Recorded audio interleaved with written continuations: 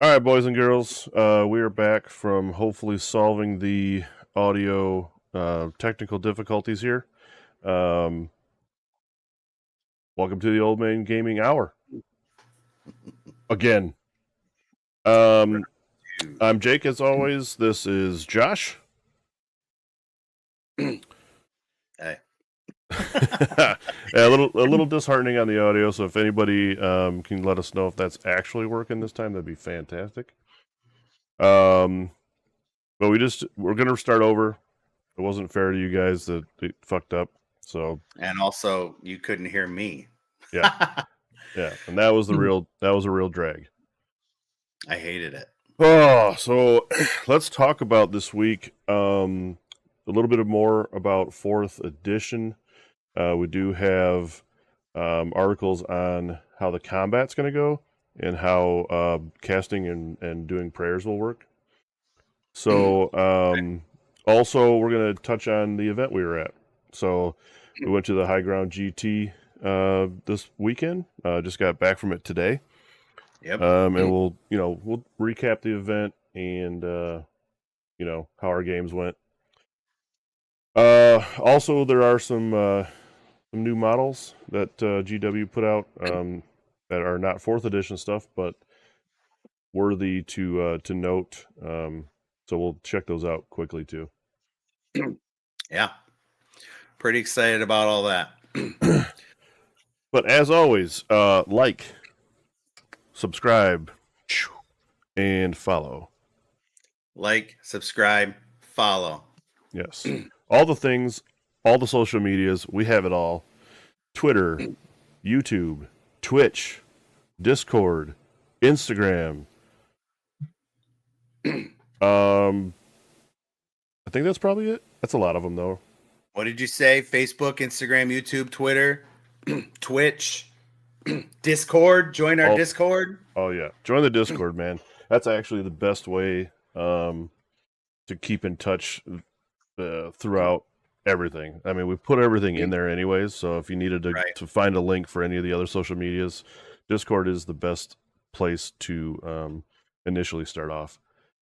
We will have links to all these in the show notes, though, so don't feel like you can't click on something and like, subscribe, and follow. Well, let's start the show off. Got word before you go any further. I got word that you can hear me. Ha ha! Huzzah! Victory! We fixed it. All it took is a couple PC reboots. All right, very good. So, this week, on our work desks, let's talk about that. What did you do this week? Yeah, so I started the week thinking that I would work on some highlighting on my corn army for this weekend. I got, I believe, 3 areas of non-metallic metal done on my Scar brand before I said, meh, painting, meh. So I remember talking last week. I said, yep, I'm going to get some armies painted. I'm going to get some stuff done. I did 3 plates of armor and then said, this is overrated right now. I don't want to do it. So continue to work on my Cities of Sigmar stuff over there. Really cool. I worked on a lot of the basing stuff I need. I'm working on, excuse me, some bases. I made these bricks using a technique that I learned from watching Black Magic Craft on YouTube. He uses some caulk and he makes roads and stuff with it. He does a lot of terrain. And so I cut up pieces of this caulk that I put on paper, glued them right to these bases, and now I'm ready to roll. As soon as I get these models built, slap them on, I'll be able to play with that army. So I'm pretty excited about that. Hell yeah, man. That's going to look cool. Yeah. Yeah. What have you been working on? All right. I had a week-long escapade of painting Usharan for my list this week. Everything else was done, but I did want to run him at an event before 4th edition rolled around. Right. I have a finished product here. I don't know how well you'll be able to see it. Yeah. Yep. Keep it in front. Keep it in front.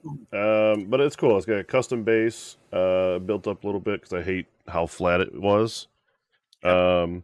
But I think it turned out great. I mean, like, I'm Yeah, it really looks happy even better with. in person. Yeah, like I said, I will be posting pictures of this though in Discord. So if you guys wanted to check that out, shameless Discord plug again. But you hit up the Discord. We always kind of try to post our hobby photos, event news, anything related to Fourth Edition. We have a lot of talks about lists and. There will probably be some stuff on Instagram too. You like to Yeah, post about pictures and stuff. yeah, we just started the Instagram account, so there's a few things on there right now, but yeah, I think we can just keep adding to it. But yeah, that's all I did, man. Just worked on Usharan, All painted right. him up Well, you got 'em done. from nothing. So yeah, got him done. Yeah. Nice work. Ugh. So Speaking of events, yes, speaking of events, the High Ground Brewski GT that we attended was in Milford, Michigan. It was at a really cool venue. It's at a rental space that's attached to a brewery. yeah, So right there was like a restaurant bar. They did have a little bar in the side of the room where we were at. yeah, So you could get food there, you could get drinks there. Didn't have to go anywhere. Super convenient. yeah. It was actually really cool. They come around with a menu. The waitress would come right to your table and be like, "Yep, here you go. Whenever you're ready to order, I'll be back around." And they would just take your order right there at your table, bring it right back to you. They just said, "Yep, I got your table number." Super convenient. It was pretty cool. Yeah, it actually is probably like the best way to do it.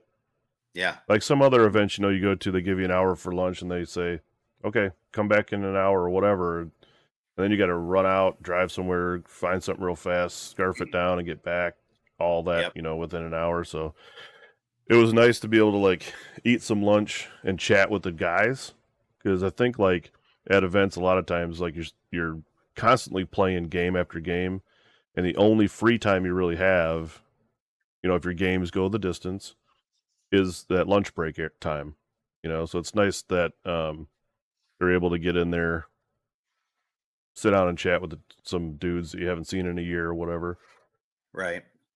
So yeah, really cool place. Wonderful tournament ran by the High Ground guys. Sean and his crew put a pretty good event together. They have maybe like 3 or 4 events a year, but 1 2-dayer. So I think probably the next one will be. I think they did a 1-day event like leading up to MIGT last year, and then one like right before Christmas. I think sometime in December. So a couple more Yeah, 1-dayers, but they run a really smooth tournament. There weren't like a lot of like they didn't do best um destruction or best undead, but they gave some pretty good prizes for first, second, and third. They had some other prize support that was donated and handed all that out. And I mean, what did you think of that weapon they gave out for first oh place? man, that thing was straight fire, Yeah, and it literally was a giant 2-handed gore hacka, like straight up life size. I mean, the thing had to be like 2.5 feet long, maybe.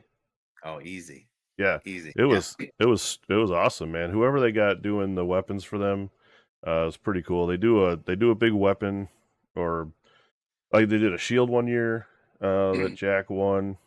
They did a sword that Jack had won. A lot of the stuff just goes to Jack. seems It like seems like.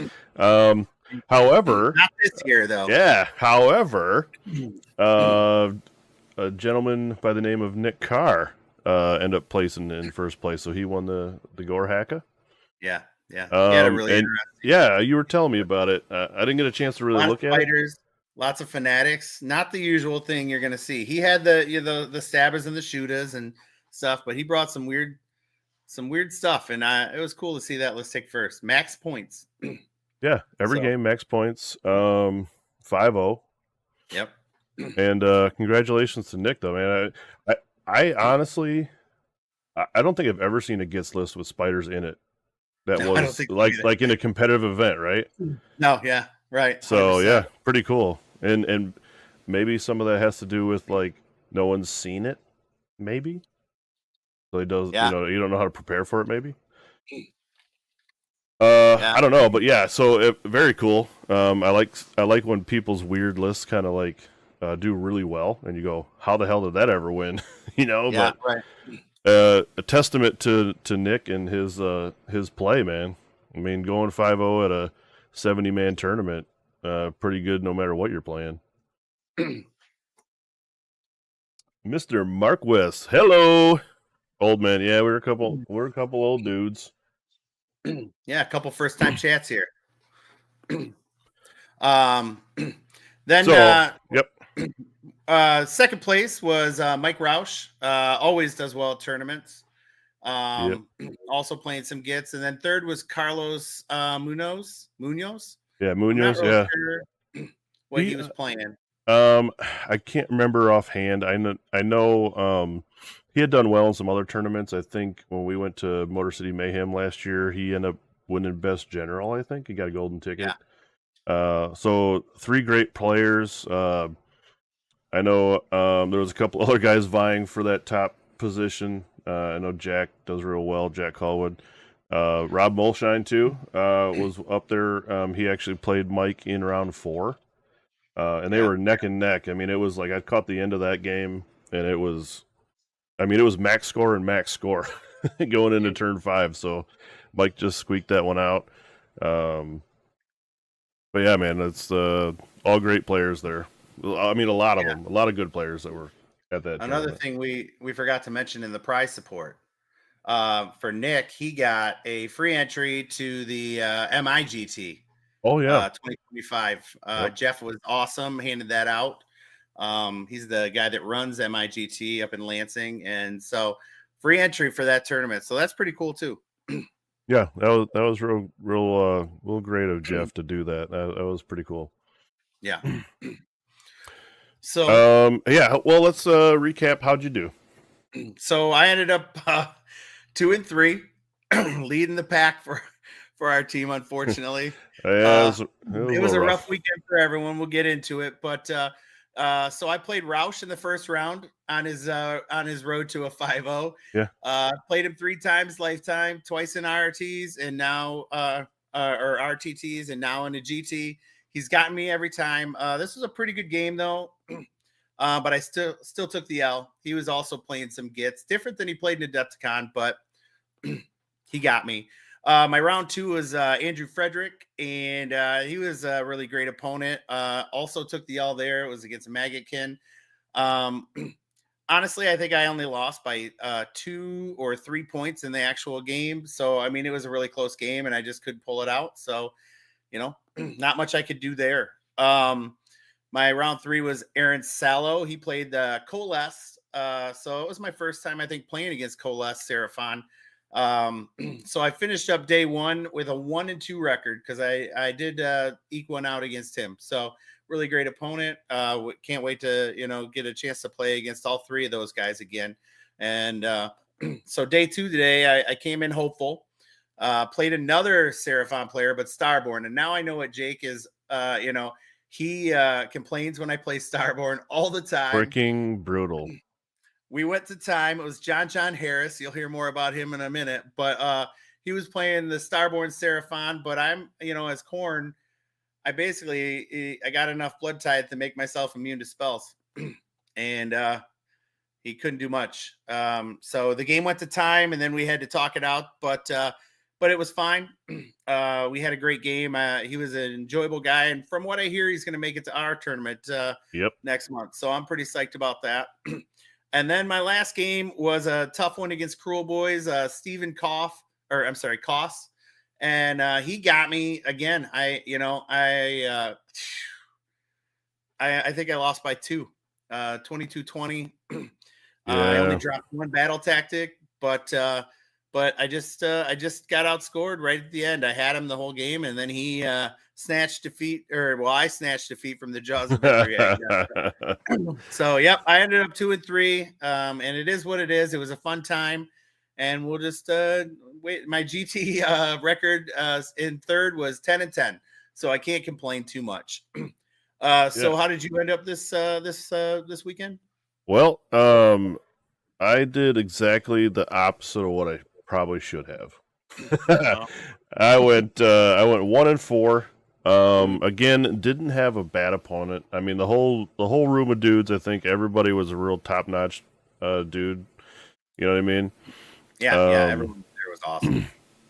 So lots of fun conversations and stuff Oh, between yeah. games. Sure. Yeah. Anyways, I didn't mean to interrupt. Yeah, Go no, ahead. you're good. So 1-4 overall. I ran into a lot of bad matchups, I think, for my army. Yeah. Flesh Eater Courts wants to get in a fight and punch you in the face, absorb the hit back, and then do the recursion and live and keep doing that. Yep. Problem being is if your heroes die, you can't do the thing, right? Well, it makes it a lot harder, I'll say that. Yeah. So, I mean, like I ran into evidently everyone at the tournament that knew how to beat Feck. So, yeah. Well, except for one guy. Yeah. Well, I got one guy. Yeah. But anyways, first round, Justin Grayson. I'm still gonna give you crap, Justin, because you're not coming to our event because you won't skip your brother's wedding. Weird. He dropped. What a clown. Well, I gotta poke the bear a little bit on that one, I think. But no, he's gonna come to other events. He's super cool. He's always super excited at any time I've ever seen him at an event. Like he loves this game. I played him too. Yeah, yeah, and I played the same list you did a while back, and it's a strong list. Yeah, he's good. He plays it very well. I took the loss there. I might have been able to win, but I just didn't do enough damage into his Bloodthirsters and Scarbrand the turn I needed to, and that's how, that's it. You don't kill the things, you don't live to see another day. So, but it was a really good game. That was actually a pretty close one. And my second game was Corn again. Yeah, great. Piloted by Brendan Melnick, another great player. He ran a little bit of a different list. So ran a bunch of Bloodletters. Oh, right. Yeah, I caught some. And I've never played those, but it didn't seem like they were overwhelming. They're just more of a tar pit. Yeah. So that was another close game that I couldn't eke out at the end. I killed a lot of his stuff. But he was too far ahead of points for me to catch up. It was the ultimate reason I took the L there. So first 2 rounds loss. Did get to play Ben Anderson. Really super cool dude. He is from Indianapolis. He drove up with Pete and Nick True. Nick actually TO'd the Adepticon this year, so it was nice to see those guys again. Yeah, it was good that they got to play. Yeah. So Ben, super cool dude, playing Beast of Chaos and his null deployment shit. They brings everything in from the board edge, so you really don't know what to do. You definitely don't want to get caught with your pants down and leave your stuff exposed. So that was a tough game, man. That was I think I won by 2 points. But it was just basically because I started after he brought his army on. Then I knew where everything was at, and I could start expanding and go taking objectives and stuff. I just held too many points, and he couldn't do anything about it. Yeah, but I mean, you got that dub. Good for you. Yeah. So 1 and 2, day 1, which that's how my Adepticon day started. So I thought, well, day 2 I can get a couple wins probably, and it'll turn my record around. Start of the day this morning though, ran into Kyle. Oh man, Sylvaneth is so rough. They have a lot of movement shenanigans, so they can fight and fade out when they want to. He ran 6 Kurnoths with scythes, and they were always on a 2-up save, and they always had extra rend, and it's like I couldn't murder him. He did a lot of damage into me, and I did the stuff that I was supposed to do there. Um, might have been able to turn the game again, but I miscast Horror Frost. I had to have Rend going into the scythe to negate the 2-up saves, so didn't get that. Lost a lot of my army that turn, but Yeah. Great opponent. He's actually from the Pants Mafia, and he gave me a couple of their dice, which is a pretty cool thing to receive at Sweet. tournaments. He said they got them made up by Baron of Dice, so maybe something in the future we can end up doing for stuff to hand Hopefully out. we'll I mean, be able- it. I don't know what it is. It's just a little thing for me personally. Like when you meet a guy for the first time, and they're like, "Hey, man, I'm going to give you a couple of our club dice." Yeah. You don't have to do that. I just think it's No. a cool thing that they so some people do that. So shout out to the Pants Mafia and Kyle Knapp. Super cool dude. Great. Yeah. Awesome. And he slapped me in my face really hard, so that was awesome. He literally killed my list, and like that was the quickest game I had all week or all weekend. Which is not the right thing. Yeah, I shouldn't. Yeah, I have staying power, and he destroyed me. Yeah, But power. yeah. Last game, I got paired into John Harris, the guy you played around prior. So John, yeah, hope to see you next month for sure. He signed up for our gig, so he played my other least favorite list in the world, the Croak Bomb Starborn list, which again I was able to suffer a lot of the wounding that was output in that. I did recur a lot of things. But again, like when he has abilities just to start sniping my heroes off the board later in the game, I just starts to crumble. So that was another loss. So yeah, the only guy I beat was Ben. Thanks, Ben, for the win. For that dub. Like, and at least I say I finished better than Nick. And that's the only stat that actually matters. Yeah. Like and subscribe for finishing better than Nick. So, yep, for the rest of our team, Tim was playing Iron Jaws, 2 Maw Crushers. He ended up going 2 and 3. He was 2 and 1 after day 1. We're like, dude, you got this. You got to get 4-1. He did not. Yep. And then Nick, he started 0 and 4 and then ended up with a tie in round 5. But as we know, he only played 2 turns of that game. And as we know with Nick, he's always scheming to get that last place booby prize. And it sounds like he tried to take the loss and the guy wouldn't give it to him. So they agreed on a tie. And so it was a negotiation. But, we love to see him come out anyways. He always has a good time. He's always, having fun. Doesn't matter. He doesn't care so much about wins and losses. But, it's good just to get out of the house and play the game. So like I said, let's like and subscribe for Nick. I tell you what though, for playing the game for now, as long as he's had at least a year, I guess, right? Or a little bit more probably. Probably. Dude just has a good time playing.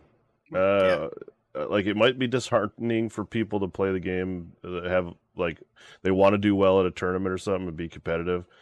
And he just goes to play to have fun, man, and that's awesome. Yeah, so exactly.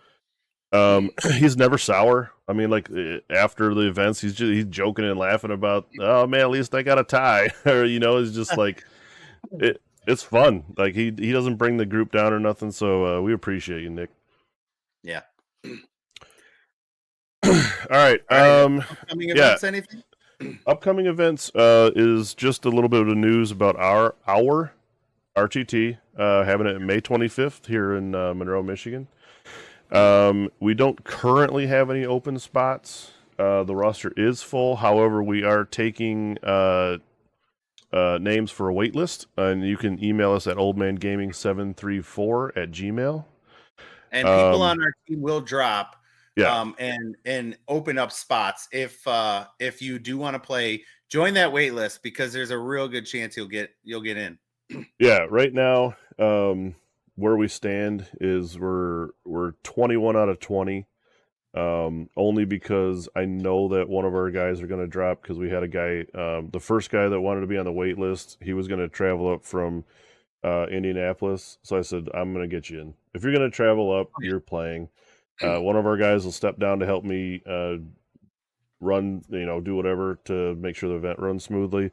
But we have some other guys that are on the team that are filling spots right now that will have already offered. I'm not forcing them, but they'll offer to step down if we get more players on the wait list. So yeah, sign up.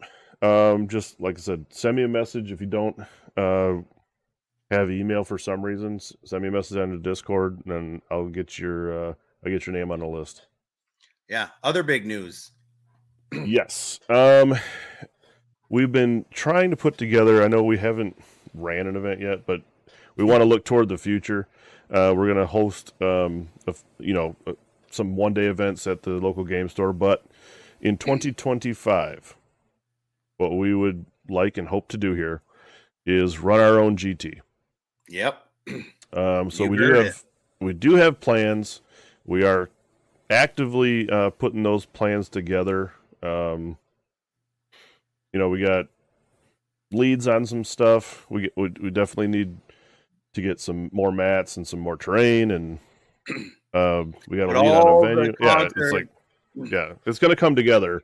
We just don't know exactly when yet. So once we get more information on that, we will let you guys know and open up the signups and have another GT for you guys in the area. Yeah. So yeah. We've got a couple of months that we're looking at. No news on that yet. We're talking to the hall that we're looking at. We're seeing what we can fit in, and hopefully we have put in a lot of work to try to figure out when other events are nationally and in the locale. And we don't want to step on any toes. We're trying to find an open spot, and we think we have something. So, hopefully we can get that going. Right now we're thinking 40, but we may, if we can, get to the grindstone and get things done, we may try to push even higher. So, but we want at least 40, and we have the space in the place we're looking right now. If we can lock that down, we could probably, get as high as even maybe 60 or, we'll see. I don't think we want to get too out of control on our first GT, but if we can, what's the difference between 40 and 60? Meh. What's the difference between 60 and 80? Meh. So we'll see what we can get together as far as, tables and train. And that's really the only thing holding us back. So, and that's, and that again, once we open the signups up for the first 40, and if we get a wait list that's big enough, we'll just we'll expand it a little bit and see if we can get everybody that wants to play in to play. I think that's the goal, is to have events that are accessible to people. And sure. So that's the kind of big news that our group is putting together for everybody. I do want to give another shout out though to some of the sponsors, because they've been helping us with a few things for our RTT, and hopefully that continues into when we put together the GT. First off, Andy, super cool dude. Got to talk with him this weekend from Gray Matter Games, Gray Matter Gaming. You can find him on his website, graymattergaming.org. So anyways, he's offered prize support for our RTT. He like I said, he's cool. He did give out a package of stuff for prizes at the High Ground Gaming event that we were just at. Yeah, some of the new objective markers and quite a few other things. And those are cool, and they're double-sided. They always make double-sided objective markers, so you have different designs on both sides. They do have the little 40 mil circle in the middle that I've seen, so they're the correct size for 4th edition. Love it. So you can get those there. Along with a few other things. He's got mats and measuring tools and, you name it. He's got all the trinkets for gaming there. Great product. I own a lot of his stuff. It is quality stuff. I do also want to thank Michelle Anderson. Um, she's got an Etsy shop. You can find her on Etsy at oh, I forgot how to say it already. I believe it's T for it. T for it treasures. T for his treasures. Okay. Yeah, we're debating on that. I'll have to get clarification from her exactly on how the pronunciation should go. It's a funny looking word to look at, but anyways, aside from that, she makes products for wargaming, measuring sticks, come in a real nice magnetic case that holds them all together, all Yeah. different sizes. You know, from like 2-inch up to 9 inches, I think. Yeah, give that or are in take. there. Yeah. Nick had some of those. Yeah. Uh, So you can check out her Etsy shop for that. She is making. She has objective markers. She does have 4th edition ones. She also they're made different than the Andy's Gray Matter Gaming ones. His are the neoprene mousepad style. Yep. Michelle's are the clear plastic kind Right. that you can see through. So in case you like that aesthetic more than the different designed ones on the mousepad style. But she's got a bunch of different products. You can check out her website there on at Etsy. But I like Lots to, of cool stuff. yeah, both of them really helping us out getting started. So always cool to give them a little shout out when we can. Yeah. You have anybody else you wanted to shout out? Anything else? I don't think so right now. I can't think of anything offhand that I got. You got anything? Me either. Nope, me either. So that means it's time for the main event. It is time, or however that goes. Good time. So not too bad. We did get through a lot of that stuff, and we're at 30 minutes, so not too shabby. I know we had Our a goal lot is to talk be an about. hour or so, not 2.5 hours like we've been the last two shows. Yeah, so this hopefully this will go a little quicker. Sure. But we did have a lot to talk about just because we just finished up a tournament this weekend that we wanted to touch a lot on. So thanks for bearing with us so far. And main topic time, boys. Main event. GW has issued us another handful of articles to go through, mostly 4th edition, but also some Dark Oath stuff that's out. So we'll go run through that stuff. Yeah. Let's pull that up, baby. All right. So first should be the new Ruination Chamber model. Yeah, let's check that boy out. So Ruination Chamber opens. And there it is. Fantastic mini. That is a smoking hot Stormcast Eternal. Yeah. Your thoughts, man, because I got a few things, but I'll let you go. I'll tell you right now, I think that model makes me want to freaking play some Stormcast. Hello. Yeah. Logan plays Stormcast. My oldest son, he said in the chat there that guy's awesome, and I mean that's all you need to say. They've got a couple versions of them. Yep. And I'm sure we'll scroll to look at those in a little bit, but I'll tell you that is one of the smoking hot best models that I think they've ever put out for Stormcast, and I'm excited to see what they're doing this next set. Yeah, these models are going to be freaking beautiful. It's fantastic, man. For it's like everything you want in a Stormcast model. You know what I mean? It's like it looks beefy enough. It's got the flowy cape. It's got cool weapon. It's got the shield. I mean, like that is straight fire Stormcast. And it also has those little writs or whatever the yeah strips there that look kind of almost Space Marine-y, but they don't have the purity seal on them. That's what they're called for Space Marines, but they have like a little seal stamp on them. They don't have them on this, and it's like, geez, they look even better this way than they do on Space Marines, I'll tell you. Yeah, and just another thought. I mean, like, of course, as a hobbyist, you get an opportunity to do a little freehand there, right? Right. I mean, I know a lot of painters will look at models and go, okay, there's some flat space on this, and I can create something kind of custom or whatever. But like, at least you get a little bit of that on a troop.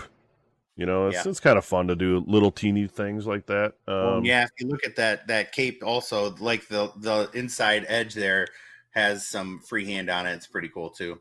Yep. So very cool. The other versions of that, even hotter. Yeah, that two So axe, bro. so you can build it with the 2 axes. Say what?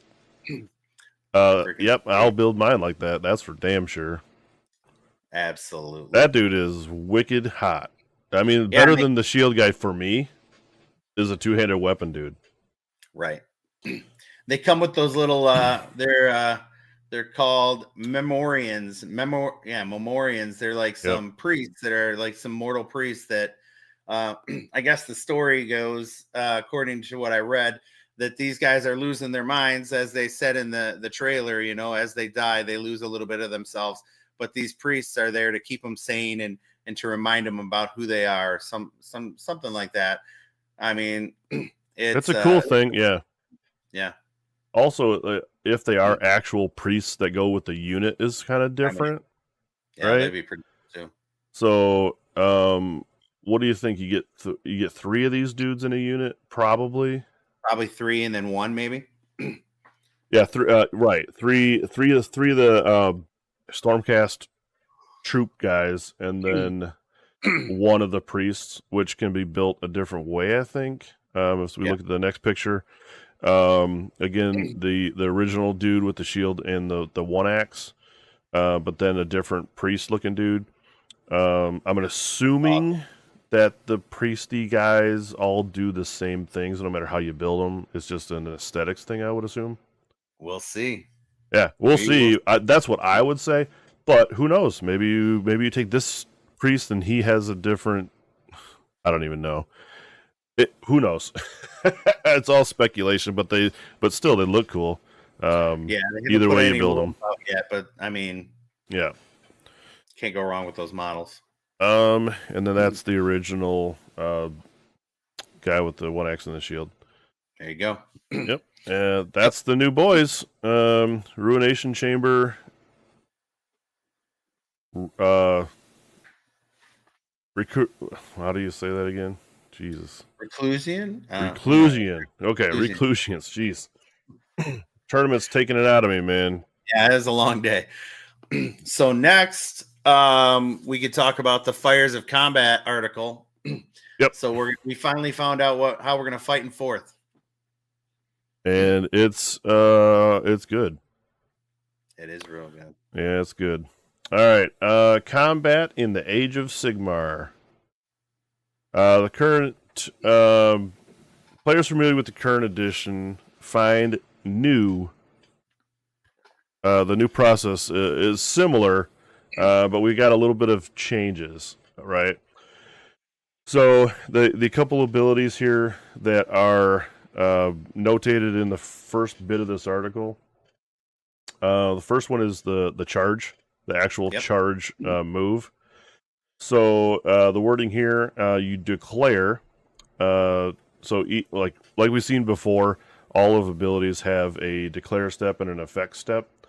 So charge will say pick an enemy unit or pick a friendly unit not in combat, and that it has not used a run or retreat. So run or retreat are both move abilities. And then you can use this ability and then make a charge roll of 2d6. So in the declare step, you do the 2d6 roll. Okay. So that cleared up a little thing from a previous article where they thought, like, did you have to use your command ability to reroll a charge before you even rolled the charge? Because it was a little confusing. This fixes it. Yeah. Yeah. So the effect, of course, is you move up the amount of distance you roll the dice roll was. The unit can move through the combat ranges of enemy units. Yep. And must end within a half an inch of a visible enemy unit. I don't believe that that sentence was in the old charge ability. It wasn't, but that we after going over it and also watching a few other shows, um, I will say that it's been discussed that it doesn't say you have to charge someone that's visible. It just says you have to end within a half inch of somebody that's visible. Correct. And the thought is that you cannot run up to a wall and have somebody on the other side of a wall that you can't see and be within a half inch of them. And I Yep. think that is the thing they're trying to stop.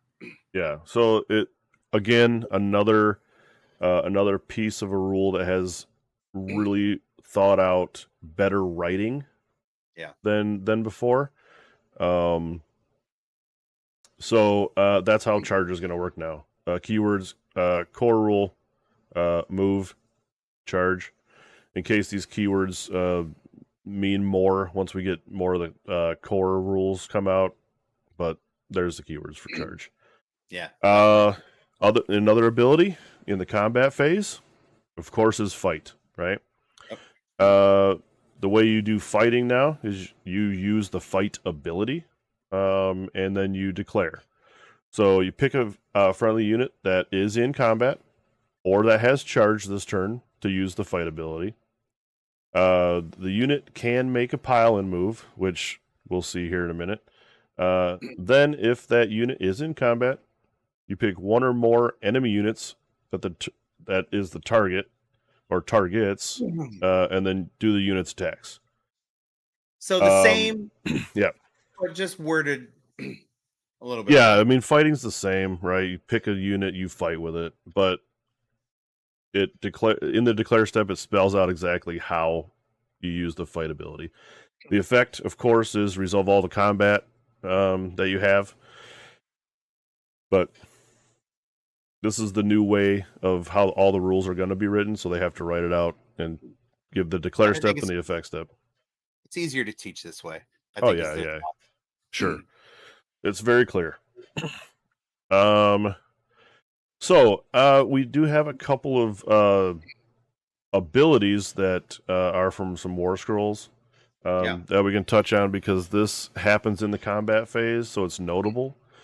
And it says right there at the top, there's no start or end of the phases anymore. So you just do things in the order that you declare them. Yep. So overall, the attacking player does all of their abilities first. Then the defending player does all their reactions to those things, and then you work out the combat. Yep.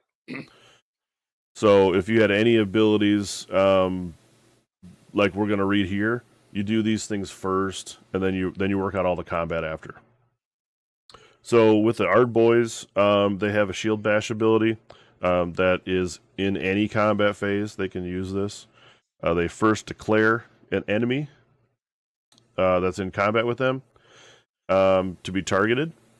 The effect is they make the Shield Bash roll of D6 for each model in this unit, and for each 6-up, they inflict 1 mortal damage to the target. So seems easy, and it's cool. Doesn't trigger like it did before. Like I think they had to be charged or they charged for their shield bash ability to go off, but it went off after the combat was done. Yeah, I want to say, but now this is the ability, so you use your abilities first. So these guys would do this if they're in combat with somebody before you work out the attacks. And the unit charged them. I mean, they had to be standing there and take a charge. But yeah. That would be their job anyways. They're going to be holding objectives and trying to protect them. So it's really thematic. Yeah, which again goes back to how they want to design units that actually have a designed purpose, right? Yeah. Instead of just giving them abilities for whatever. These guys are your wall, right? Right. Another. Yeah, go ahead. Just do a little. I was just gonna say they'll just be able to do a little extra bonus damage when they are defending and they get hit that first round of combat. So sorry. Go ahead. So another ability we see on the Blood Sisters in any combat phase again, the Crystal Touch ability. So with this one, you declare by picking an enemy unit that's in combat with this unit to be the target. Yep. The effect, you roll a dice. If the dice roll exceeds that unit's health characteristic, that target then has strike last for the rest of the turn. So super good for them. I mean, given strike last is always fantastic. Yeah. But you work Crystal. out that before. Yeah, like I said, Yeah. those are all things worked out before combat. So you'll know what has happened, and if you have a reaction to any of these abilities somehow, you would do that too. But all this stuff happens first before you start picking units to fight and stuff. So Love it. Yeah, Crystal Touch was what I was going to say. Is it's been a lot of different things, since these snake ladies have come out. They've done some mortals with them and done some other things. This is awesome though. I can't wait to play my daughters down there in my case again and get some of these blood sisters involved and make people fight last. I love it. yeah, that's going to be super cool. Might make Daughters Kane relevant again. We'll Just see. saying. We don't know what the rest of the book looks like. I'm just saying Miraculous that's could turn into one model again, and you know. well, sure. Yeah, we'll see. I mean, like it's hard to like get yourself overly excited for fourth edition stuff, but it's also not hard to get excited at the same time. I mean, it's going to be all new, so it's exciting, and you're hoping for the best with your favorite armies. Yep. All right. So they did put together a little bit of a visual here about how the combat ability sequence works. And we did touch on that. So the active player's combat phase abilities, not fighting, you do that first. The opponent's combat phase abilities outside of fighting happens after, and then the players use alternating fighting, starting with the active player. Like I said, you do the abilities first, then you fight. So we already explained that. One really important thing that they say just above that. Nope, go back. Yep. No, go the other way. Yep, right there. Units cannot make shooting attacks if they're in combat. Oh yeah, they That did. is a huge change, and that is the only exception would be if their weapon has the shooting combat ability, pistols, things like that'll have that, but no more. Being in combat and then shooting your bows right in the face of people. They took it out of the game. That might be the thing that they needed to do to make shooting so they can make it strong, but it's not so strong that it like. Yeah. The counter to good shooting is get in combat with them. Yeah, get in their face now. Yep. And realistically, it's going to be another one of those things where you may not even want to fight that unit per se, but you're going to tag that unit, and then they can't shoot you. Yep, so effectively, will turn them off. So there will be that kind of strategic play going on. Yeah, sorry, I totally glanced right over that. That is super huge. That's why I brought it up. That might even be the biggest change in this article. Yeah, it very, very well could be. Next, we're going to look at how the pile-in move works. Yeah. I think they changed this just a little bit, but we'll go through it.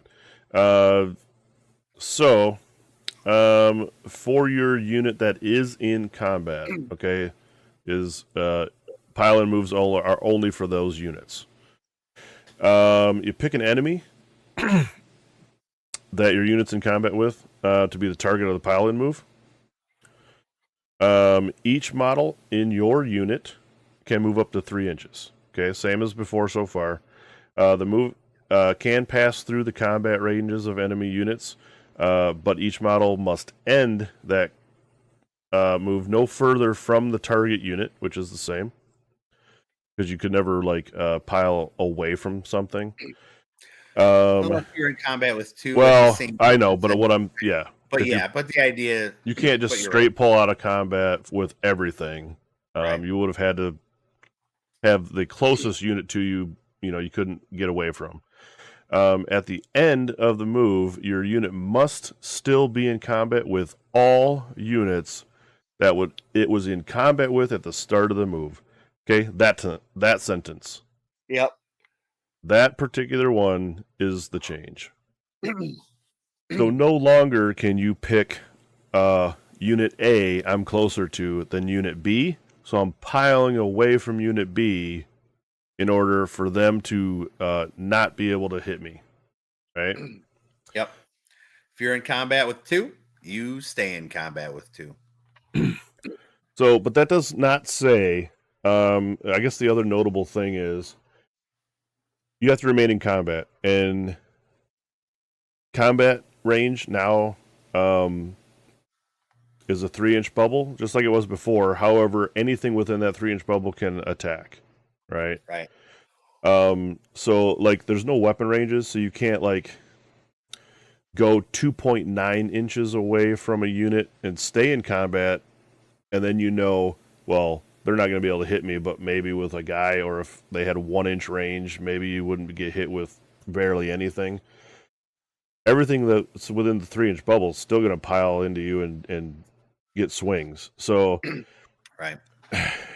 It's a little bit more, I guess, combat focused in 4th edition, rather than like doing these weird things to get your guys repositioned in such a way that you negate the other person's abilities. Yep. So just a good note on pile-ins, that you literally can't get out of combat if you're in it. So okay, let's get down to fight. Wait. You missed the second part of that. Oh, I didn't read it. Sure. If your unit is not in combat in the pile and move. Sorry, I was getting ahead of myself. Yep. Each model in your unit can move 3 inches in any direction. That move can pass through and end within combat ranges of enemy units. Yeah, so that's new. Yeah, but you're not going to get a pile-in move. Well, here's how it goes, right? If you charged in, yep, and you were in combat with like 2 units charge into 1 unit or something, right? Your first unit attacks, eliminates the target. Your second unit that you charged in still gets a pile-in move, just like how it was in 3rd edition. Right. But in this case, you can move 3 inches in any direction. So if you chose to, you want to back up 3 inches, whatever, or you can pile in or toward something else, because you can pass through the combat range of other enemies and end in there. So you could tag something, maybe i.e. a shooting unit or whatever. Right. So that's kind of interesting. That'll be like the big brain play, I think, in most cases, as far as using a pile and move. Okay. Fight. What do we got in this section? All unmodified rolls of 6s are now critical hits. Right. Right. So no matter what it is across the board, 6s to hit are always crits. Now, it won't mean anything unless your unit has a weapon ability that does something on the crit hits. Some of them don't, and you're just, it's just normal. They're still critical hits, but they don't get an extra effect. Some of the effects we've seen already are crit mortal, and that would just be a mortal wound that you'll suffer for any 6s. I'm sure there's going to be other ones too, and we'll see coming up. Right. So the all-out defense and save stacking is changed also, right? A lot of the rend has been removed from the game in 4th edition. So, like, the way it is now, like, you can see armies get up to like 3 or 4 rend into units, so you would have to do a bunch of stuff to try to negate that all-out defense and Mystic Shield and all these save stacking abilities that you put on your guys to live through an attack with 3 or 4 rend. And taking that away for the most part. I think you'll still see like Ren 1 and Ren 2 a lot, but I doubt you'll ever see Ren 4 or Ren 5 or something crazy like that. But also, You can't save stack as well either, right? So you're gonna get all out defense, right? It's capped at +1 save. You won't have a ton of other ways of getting pluses to save, and that's fine. If there's no way to get high rend, you don't need to have high defense. It's more or less like, hey, my weapon has rend 1. Okay, I have +1 save because of all out defense, but maybe your armor saves a little bit better. So it'll be more like, I don't know, the right word's not honest, but it'll be your unit versus my unit. Which unit should win a fight? More of that will happen. Yeah. So, any thoughts on that from you? Do you think that's a good change? Yeah, I mean, in a vacuum, we don't really know. We've seen some War Scrolls. Rend 1 seems to be a majority of the thing, but we'll see, and then a year in, they'll have a bunch of new books out, and who knows? I mean, they took away all the heroic actions, so, Yep. Not having finest hour is going to mean that really all out defense is the one thing that you're going to be able to give somebody reliably. Well, but even on that token, you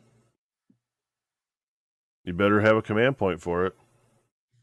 Well, yeah, I mean, yeah, with all the new command point changes, it's just I think they're just taking away some of the extra stuff, and they're trying to make the games go a little faster. And yeah, models dying will do that. Yep, sure. If we can get through a game quicker, I'm all for it. There's too much right now, and I know I play an army that has recursion, but it seems like it just takes forever to get through a game. I mean, like, my army doesn't die all that often, and just put more models back on just makes the fights last longer. And yeah, it seems like I play a lot of long games. Any other notable things in that section? I don't think so. Yeah, I think the next things is what we kind of alluded to before, was the unit rolls. When we were talking about the Ard Boys and the Snake Ladies. Each this is a cool thing that they had in mind when they wanted to redesign the War Scrolls. Your units are basically designed in a way that they should be, right? They have a purpose rather than just going, well, you look at Stormcast in general and you got, 6 or 7 different foot troops, and they're all the same. They're literally all the same. They may have slightly different abilities, but none of them just do a thing better than the other thing. Right. So it was always like, which one do I take? Oh, I'm going to take the cheapest one because why not, right? And now, I'm sure they're going to have them designed to where it's like, I'm going to take these guys because of their ability, right? Yeah. So they gave us an example of a unit that has the ability or the weapon ability of anti-charge. Okay, this is new. Anti-charge, of course, does what it says. Like, it's not named something crazy. So you'll know by just reading it. Initially, right? Read the first sentence. They have anti-charge, rend +1 as a weapon ability. You can even stop it right there. What does that mean to you if you just read that? Anti-charge. If somebody charges me, I get +1 rend when I hit them. Yeah. Probably on the turn they charged. I love that. I love that for new players. I love that for existing players. You read 3 words, and you already know what the thing is. Yeah. Right? There's no like paragraph in a War Scroll that says a bunch of bloat that basically you're just searching for. What does this thing do? Gives you +1 rend. Okay. Yep. So, yeah, I love that. So in this, in the Vindictors War Scroll is where this is shown with this example. Their ability in the combat phase called Hold the Shield Wall. Of course, right? Just like swords or shields and spears, you're going to line up you're going to form a wall of shields, and when someone charges you, you're going to get +1 rend because you're Like stabbing them 300. on the charge, you know? Yeah. So the effect of this hold the shield wall ability, if this unit did not charge this turn, and it's in combat with an enemy that charged, right? So you have to be stationary. Someone charges you. You roll a dice on a 4-up. This unit strikes first for the rest of the turn. So not only do they get anti-charge +1 rend when they get charged, you want them to charge you because you're gonna be able to do this ability, and on a 4-up you get to strike first with the +1 rend. There you go. So people are gonna have to think long and hard about who they want to charge into with abilities like this, right? Yeah, that's the kind of unit you want to charge into another unit, and then eventually pile towards that unit and get into them without having charged. Oh yeah. You definitely want to like swing Yeah, into them pull that rather than off. charge them. Yeah. But Vindictors, we haven't seen this scroll at all before. They are a Stormcast unit, standard 5-inch move, standard 2 health, 3-up save, not shabby. Not bad at all. Control 1, and you take them basically to set them on an objective and have someone charge you. Or to be guards like your Oh chaff. yeah, sure. Yep, it's a perfect. Yeah, you're right. It's a perfect chaff screen, whatever you want to call it, right? Yeah. Yep. Very cool. They have some keywords: infantry, champion, standard bearer, 1 out of 5, order, stormcast, warrior chamber.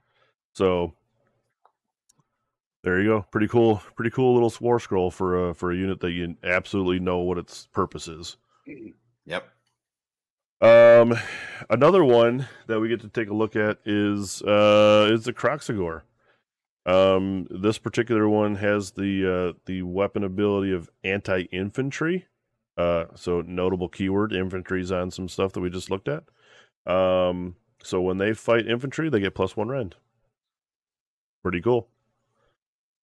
So they have a purpose, right? They're going to be the buster up of the screens. Yep. They're a little bit slow, but once they catch you, they're going to hit you hard. All their attacks have +1 rend against the foot boys. So yeah, and another notable thing is check the health, baby. Yeah, 6 health on these bad boys. Well, and that's because they're a little bit beefier. But you don't need to have like a certain number of health to have a certain number of control. Yep. And so, yeah, I mean, I think that that's great. I think that was a great move. Yeah. So there's a little bit more play in units as far as health goes now. I mean, 6 health. I mean, when you think about it right now in 3rd edition, if anything has 6 health, you go, I probably don't kill this unit. 6 health, a dude. Character. 6 health is a small character, not a unit. So I mean, 3 dudes, that's 18. 3 dudes is 18 wounds. That's what I'm saying. And likely these are just a 3-man unit, I would assume. Oh yeah, 1 in 3 models can replace their weapon with the Moonstone Hammer. But and that's reinforced. Oh yeah, that is 36. Ooh. 6 dudes with 36 wounds, and that's 4 attacks each. 6 dudes, 4 attacks each. 24 attacks. Wounding on 2s, base. 2 damage each. 3 damage with the big boys. 2-3 damage. You're getting +1 rend when you're fighting infantry. These dudes will blow up infantry. Yep. And we got to look at their passive ability. So in the combat phase, notated by the red and the combat phase icon, they have a passive ability called Brutal Blows. The effect is add 1 to the damage characteristic of this unit's melee weapons for attacks that target enemy units that have 10 or more models. Again, anti-infantry, +1 rend, +1 damage if they're fighting 10 or more models. Get fucked screens. Screens are not going to live. No, that's going to do some hefty damage. I wonder if characters on foot are going to be considered infantry. Probably not. Well, it depends. I mean, there might be infantry-based heroes that are like the That's what I lesser of mean. the heroes. Yeah, Maybe. Yeah, it's hard maybe. to tell. Keywords for Kroxigor. Infantry. This is Ah, an infantry unit that blows up so infantry. they will do that damage to themselves, which Yeah. is hilarious. Which actually, you know what? What about a Crocs mirror? on Crocs action. Yeah, what about a mirror match? Yeah, The mirror match, they just blow each other to hell.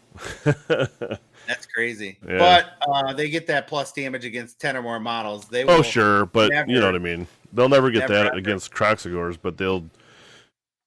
I mean, you won't send them 2 and 3 against games, Kroxigors. so You'd yeah. send them against Skinks or Guard or something, right? Yeah. Oh, you Yeah. can send it against a reinforced unit of Stormcast. I mean, if there's 5 dudes in the unit, Oh, yeah. all of a sudden they're 10. Sure, yeah. I mean, they will blow that unit the fuck up. Yeah. That's going to be so cool. And that that's the kind of combat that you want to see on the table. You want to see one unit go into the unit they're supposed to go into and kill the unit. And not like this stuff where you really just go against that unit. What's that?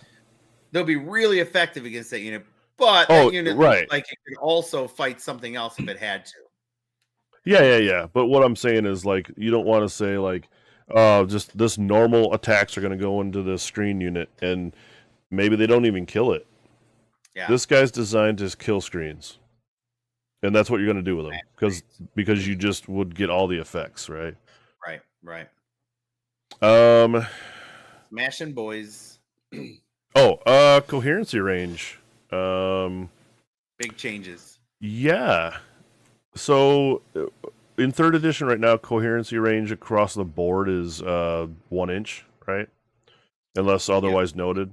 But the standard is 1 inch. In your unit. Yep. We can have a change. Just coming off the news wire. Right here. Coherency of ranged is now a 1/2 inch. So yep. how does this affect a unit there here, Josh? Well, specifically 25 mil base guys, because they're a 1/2 inch apart. Specifically, though, with that, it's going to prevent you from doing the conga line that you do right now. Excuse me. And screening that way. But otherwise, it's fine. I mean, honestly, you could still. You could conga line in a little bit of a way if you cap ends or whatnot. Ziggy-zaggy. But the problem I see with this is if someone decided to conga line, right? And you still have to have those triangles on the ends. Right. You cap the ends off with a couple guys. What happens when you start taking damage? You're out of right. Right now, a 25 mil base is less than 1 inch, right? So you could pull guys from the middle of your unit, every other guy, and still maintain your line of dudes in coherency. Yep. I think the goal here was to get rid of that type of thing to where, like, you have to make choices now that are going to really affect you instead of just going, well, it doesn't matter if half this unit dies because I'm going to pull every other guy and still maintain coherency in a 20-man string of dudes. Exactly. Right. So even if you cap the ends with guys in this scenario in the new 1/2 inch 4th edition rule, you can't pull guys from the center of your unit. As soon as you pull one guy, you're out of coherency. So you'll have to pull from an end and work your way down. But once you kill, the first couple guys off an end of your string, what happens then? Actual answer is we don't know. Yep. The rule is you're not allowed to pull models to purposely be put out of coherency. Yeah. However, models we know what happens at that point. Yeah, we need to wait. is the final answer. We have the coherency rule now. We don't have the what do you call it? The effect of when your stuff actually is out of coherency. Right. We don't know what the penalty is. Right now in 3rd edition, if you're out of coherency, you start pulling models until you regain coherency. Yeah. Maybe that will remain similar. But again, you can't purposely put yourself out of coherency. So it's a little bit of a weird scenario until we get to see some more rules on it is all. But yeah, they go on to say there's going to be larger coherency for larger models, essentially, right? The example they give of the Storm Drake Guard. I mean, physically, you'll never be able to put these guys within a half inch of each other. Right. Like sense they would have bigger. They had bigger. Yeah, they had it bigger before. I mean, their wings are just they're spread out too far.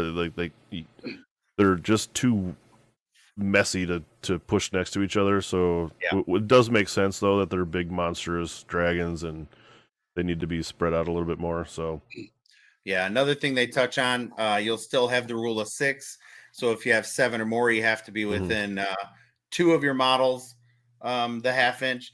And then another thing that they talked about is you only have to be coherent horizontally. Oh yeah, yep. Vertical doesn't matter anymore. Yeah, vertical doesn't matter. Yep. Very cool. That's going to cut down on a lot of just weird shit. Actually, you can't. You get that sometimes. Mostly in our home. Oh, did you? Yeah. Well, I go, did you run with those guys? And he's like, no. And I go, well, you just, what's their movement? He goes 5. I go, oh, well, you just moved about 6 of those dudes 9 inches. So let's maybe start that over again. He's like, oh, yeah, okay, I'm sorry. I'm like, what are you doing? Actually, you did run, whether you meant to or not. Retreating. Okay, this is the next section of this article. Retreating. So, Battle Shock is gone, right? We knew that. Yep. Retreat. So now you use this ability in the movement phase, like you did before.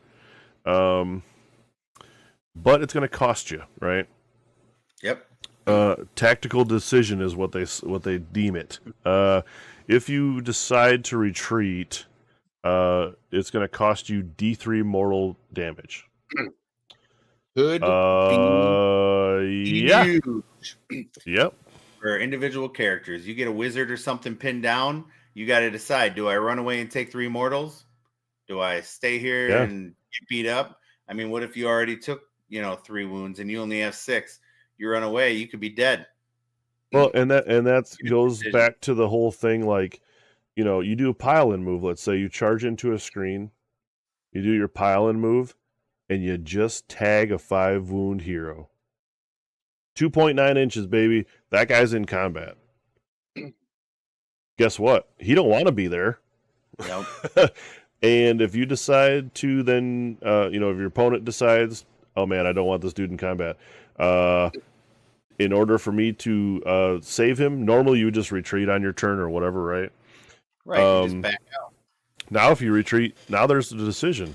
Like you said, if he already suffered a couple wounds, maybe in a shooting phase or, with some magic damage or whatever, or he miscast something on his turn and he's got a couple wounds suffered.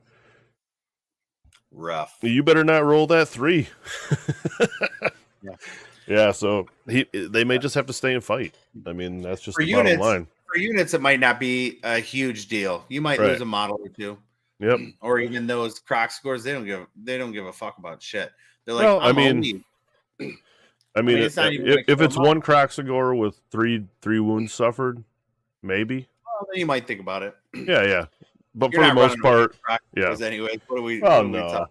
out here. I think for the most part, it's going to be like you said. It's going to be them heroes that you don't want to die, but you also don't want them in combat. That's going to be the decision point, right? Decisions, yeah. Like we said, the declare step is actually you pick your unit that's in combat to use the ability. The effect is you suffer a D3 mortal damage, but then you can make the move distance equal to your move characteristic. Yep. It can. I guess this is notable too.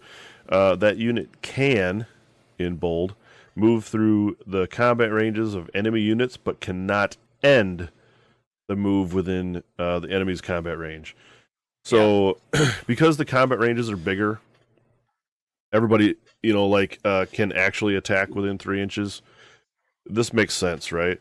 So It's just going to be it's less clusterfuckery, right? Like when you get a bunch of stuff and you want to retreat a guy, you don't have to like go, oh, I got to go like 2 inches this way, 2 inches that way, and try to like maneuver your dude. Just move through the units as long as you don't end your move within a combat range of somebody, and you're fine.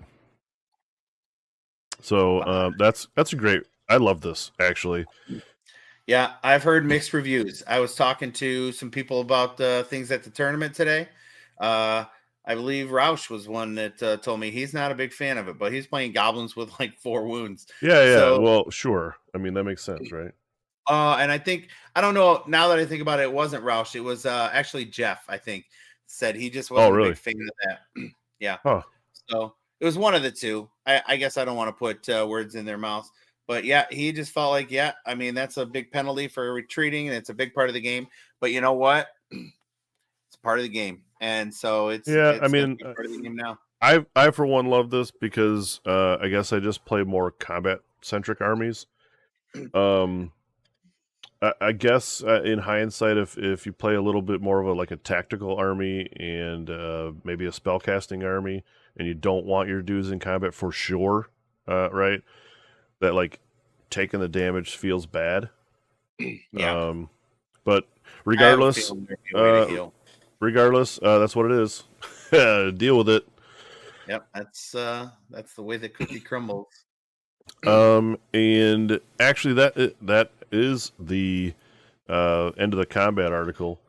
They did say there will be some units just to add that will be able to get out of combat. With like Skaven does right now. I'm sure they'll be able to retreat without taking the damage. Certain ones, yeah. So, we'll see. All in all, pretty good changes in the combat. Great article. Next thing that we're going to talk about is their supreme sorceries and chant powerful prayers. We're just going to skip the Dark Oath till last. But we wanted to get through for sure this the combat and the casting information. Casting and chanting. So they first start off talking about casting and unbinding magic. Yeah. So here's a little bit about that. Each spellcaster in the game is identified with the wizard keyword, right? Which is followed up by a power level. It'll be a number. Within the brackets is the number next to the wizard keyword, right? This determines the number of spells, unbinds, and banishes abilities that each of these guys can do per phase. Okay, that's a lot to take in right here alone, right? Yep. Spells and unbinds, common. What do you do when you banish things? We're going to get to that. That's new, though. It says right below. So wizard with a wizard parenthesis 2 keyword could fire off a spell, right? Yep. And still attempt to banish an endless spell or invocation. Huge. Yeah. So no longer are the days when you fight a priest-filled list and they just start chucking invocations at you, and you just have to stand there and take whatever the effects are. Yep. If you wish to, you can say, you know what, I'm gonna use one of my things here and just go ahead and banish this thing. Invocation removal, not just for priests anymore. Yeah, that's awesome. It's well realistic, right? Because a lot of armies didn't have any way to get a priest in their army or have them to begin with, right?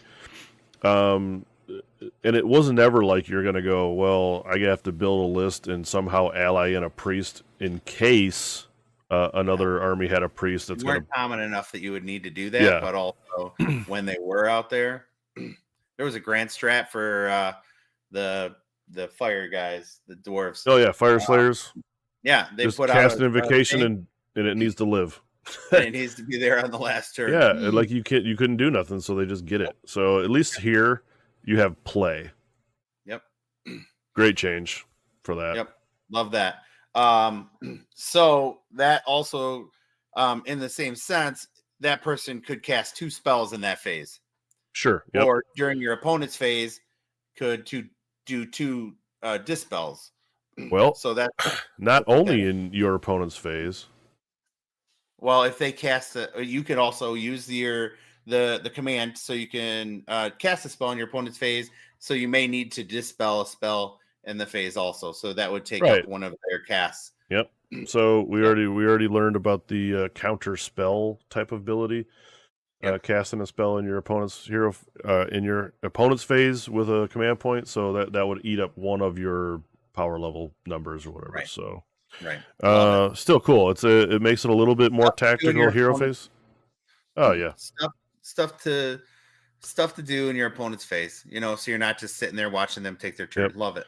And that opens up a whole nother bag of stuff too. I mean, you could have a handful of spells in the game that now negate a spell if you counter spell or whatever. Like the possibilities are endless with that kind of stuff that they could put in. Yeah. Okay, so we got a Weird Knob Shaman War Scroll to take a look at here. Yep. Again, we're seeing a 6 health unit. This particular guy happens to be a hero, but a 6 health hero. I don't think it was 6 health before. I could be wrong. Was that a bump up? Do you remember? I don't know. I want to say it was 5, but either way, it could have been 6. I guess maybe it's not a change. But the real thing we need to look at here is a couple of things, right? So let's first look at, because we're talking about wizards, his keywords. He's a hero. He's a 6. Okay, I was wrong then. So, but anyways, his keywords is hero, wizard with a power level of 1. Yep. Infantry. There you go. There you go. He gets hero with infantry dies the Croxagores. So that's funny though, right? Because it's like now you're keyworded, so different effects can affect heroes in a different way. Yep. That's pretty interesting. Destruction and Iron Jaws are the other ones. So, power level of 1 is what we're really concentrated on here. So, I guess one more notable thing too. He's got a ranged weapon. So green puke used to be a spell. Yeah. That no one ever cast because there was just better spells to cast. Now they changed it into a ranged weapon. Range of 10, 4 attacks, 2. Cool. Yeah, sure, yeah, yep. Because you're gonna think like this guy, the War Scroll spell that he had was green puke. Yep. And that was the thing they wanted him to be able to do. Just no one used it.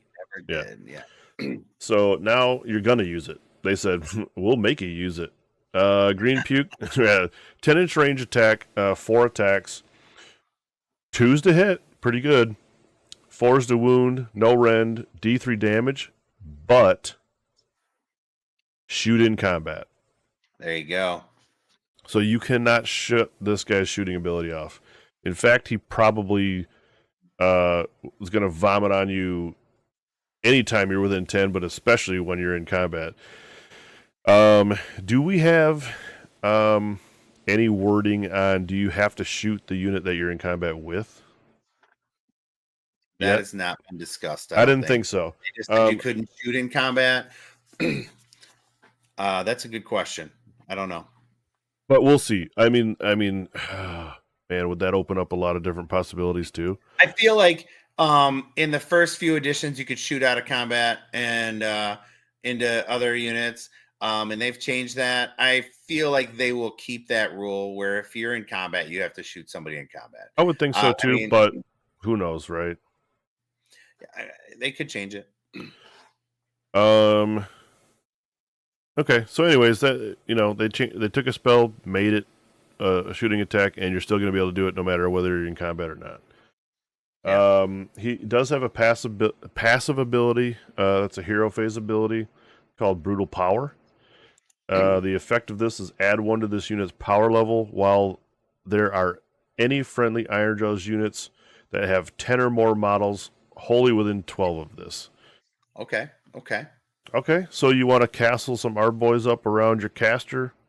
You know, the Ardboys are going to be that shield wall, shield bashing unit that's going to protect your heroes in the back anyway. Why not?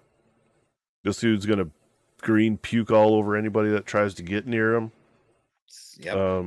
And then his power level goes up as long as your Ardboys are 10 models strong around him. So he gets an extra cast. I mean, you're just going to do that, it has right? to be one unit that has 10 or more, though. Right, if you had 2 units of 5, not so fast, sweetheart. No, but I mean, like, people might just build it that way, right? I'm sure they will. I'm just saying, I'm just pointing it out. Yeah, I mean, like, if you're going to take this dude, and depending on, what the spell lore you're going to give him and stuff, and you need to have him do 2 spells, or an unbind and a spell, or a banish, or whatever, then you're just going to have this guy, and you're going to have 10 models around him in a unit, right? Yeah. To try to do the thing. But that's kind of cool. So they give a little bit of a bonus to your spell level or your power level, just because of an ability that they carry. Kind of neat. Yeah. Don't know how strong overall that'll be, but it's still a neat thing. Yeah. Yeah. And so, but the question we have here is he doesn't have any spells. Yeah. Funny you say that. Spell lores in 4th edition are gonna change. Okay. They're gonna be selected as part of your army construction. So you're just gonna pick a single spell lore, and I guess we don't really know like how many spell lores each army would have, or how many spells are in a spell lore. Right.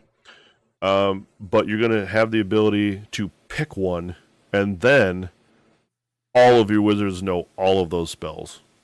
Nice. So this is designed to cut down on like having to remember which one of your weird knob shamans you gave green puke to, or blizzard to, or which one has horrorfrost, or which one has any number of other spells that you assign to that specific model. Now it's you pick a specific spell lore that you want to carry as in an army, and then all of your wizards just know all of them. Right. Super easy, right? Love it. Simple. Love it. You'll be able to make a little deck and go, all my wizards know these spells. Read them. Yeah. Super cool. Let's. There's an example. Oh, yeah. Here's an example. So, and I was just touching on this. So, here's one of the spells that's in a spell lore. Called Mighty Edbutt. Because why spell anything with actual English in an orc army? Yeah. So, Mighty Edbutt. You declare this by picking a friendly Ironjawz a wizard to cast this thing. You pick a visible enemy within 18, not wholly, so just within. they're the target, and then you make a casting roll of 2d6. So the declare step again, like the charge step, you make the roll. Okay. You pick the thing and make the roll. Yep. So where is the casting value at in this paragraph of stuff you need to read? It's not there anymore, right? Doesn't need So to be. it is blasted, big, and in a circle in the corner of the spell. So this particular spell casting value is a 6. So 2d6, 6 or higher, thing goes off. What's the effect, you say? Well, you inflict D3 mortals to the target unit, and if the target unit is a wizard, inflict 3 mortal damage to them instead. Yep. Pretty cool wizard hunting spell. Now, that's not to say that if you decided to do this to a wizard, that wizard could ignore the spell maybe with a counter spell or whatever for a command point. You can still roll to dispel it. Yeah. So that's kind of cool that we get to see at least a one spell from one of the lores that you can pick from for Ironjaws. Yeah. And so right below that, it says that you still can't cast the same spell more than once unless it has the new unlimited keyword. So it can be repeated by the same wizard, or not the same wizard, but by multiple wizards in a turn. So that's pretty cool. Yeah. And double ones are still miscast, and the dealer or the caster will take D3 mortals and can't cast anymore in that phase. But we already know from seeing the gash, he can miscast and keep on trucking. Correct. So there will be exceptions, and that's awesome. Yep. I do like this unlimited keyword. If you happen to have a spell that, well, let's just say like in this scenario, right? The Mighty Headbutt. You got 2-3 shamans, maybe, who knows? And you just decide, hey, all these dudes are in range of this one guy. I have to kill this guy, right? Maybe it's part of your battle tactic or something like that, and you go, I got to kill this dude with a spell. Then you have the opportunity to do so, right? Well, not that spell because it's not unlimited. But if it wasn't, what I'm saying, that's what I'm saying. If it has a keyword unlimited, you're just going to be like, okay, well, I can pop that off with this guy. The next guy's going to cast the same thing. The next guy's going to cast the same thing, and then, maybe that's just the avenue that you can take, opposed to like it is now. Like, if you want to kill a guy with a spell, you better carry Blizzard. Unless you're a big spell casting army that does a lot of mortal wounds with multiple spells, there really was like you're handcuffed in that kind of battle tactic with, without being able to have a spell that does damage. But here is like you could do chip damage if this was an unlimited spell, and just do the thing still. So that's interesting because never before you were able to do this, correct?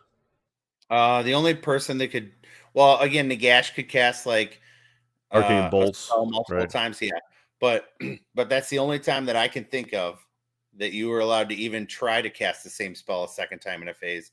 So yeah, neat. It's going to be all new stuff, and then quality of life things. It's going to be great. So the Unbind ability. I guess we'll read through that pretty quick. Happens in hero phase, obviously. Used by a friendly wizard within 30 inches of a wizard casting a spell. Same thing. The effect is make an unbinding roll, 2d6. If the roll exceeds the casting roll of the spell is unbound, and the effect is not resolved. This reaction cannot be used more than once per casting roll. Exact same as it's been. Yep. So you can't just constantly like it's the same, but the wording is basically so if you have a wizard with power level 2, you can't try to unbind and then fail it and then go, okay, I'm going to use my second power level thing and then try to unbind it again. You just can't do that. Never do that. Well, I know, but I'm just saying, like, because the power level, you get a couple things. It's just the Well, the wording power is the level same. is the same as level 2, though, or 2 caster or whatever in the previous edition. Yep. It just is in parentheses now, so it's again Yeah. easier to find. Effectively, yes, this is the same. Yep. Uh, And so, they can yeah. So, but also noted in below this is what we talked about before is the magical intervention. That's the actual thing to you spend a command point to do a spell in your opponent's hero phase.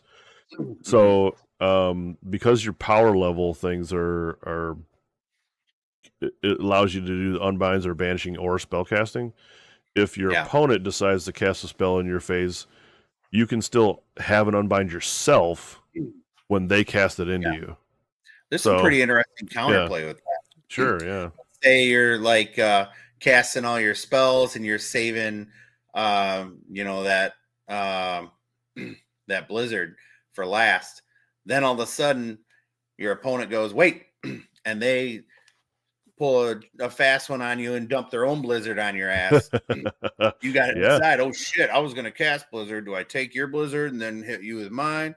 I mean, yeah. hopefully blizzard won't be a Essentially, yeah, spell, it's but I mean, negating someone you else's. may Yeah, you're taking away somebody else's cast and forcing them to unbind, and so that's pretty cool. yeah, It's that's just gonna more stuff again that you can do in your opponent's phase, and that is fantastic. yeah, that's gonna be real cool. I didn't even think about it that way, but I just did right now. awesome on the fly, making it up. But That's yeah, the kind no. of shit. That's the kind of shit we give you. Like and subscribe for On the Fly. On the fly, big brain moves. Um. Okay, so getting into chanting prayers. Yeah, So this is completely overhauled, right? completely. It's no longer do you just roll a dice and see if a thing happens. The example they give is the slaughter priest. So they're making this a little bit more thematic, in my eyes anyway. I know you hate this or you don't like it as much, but the way that priests now do their prayers,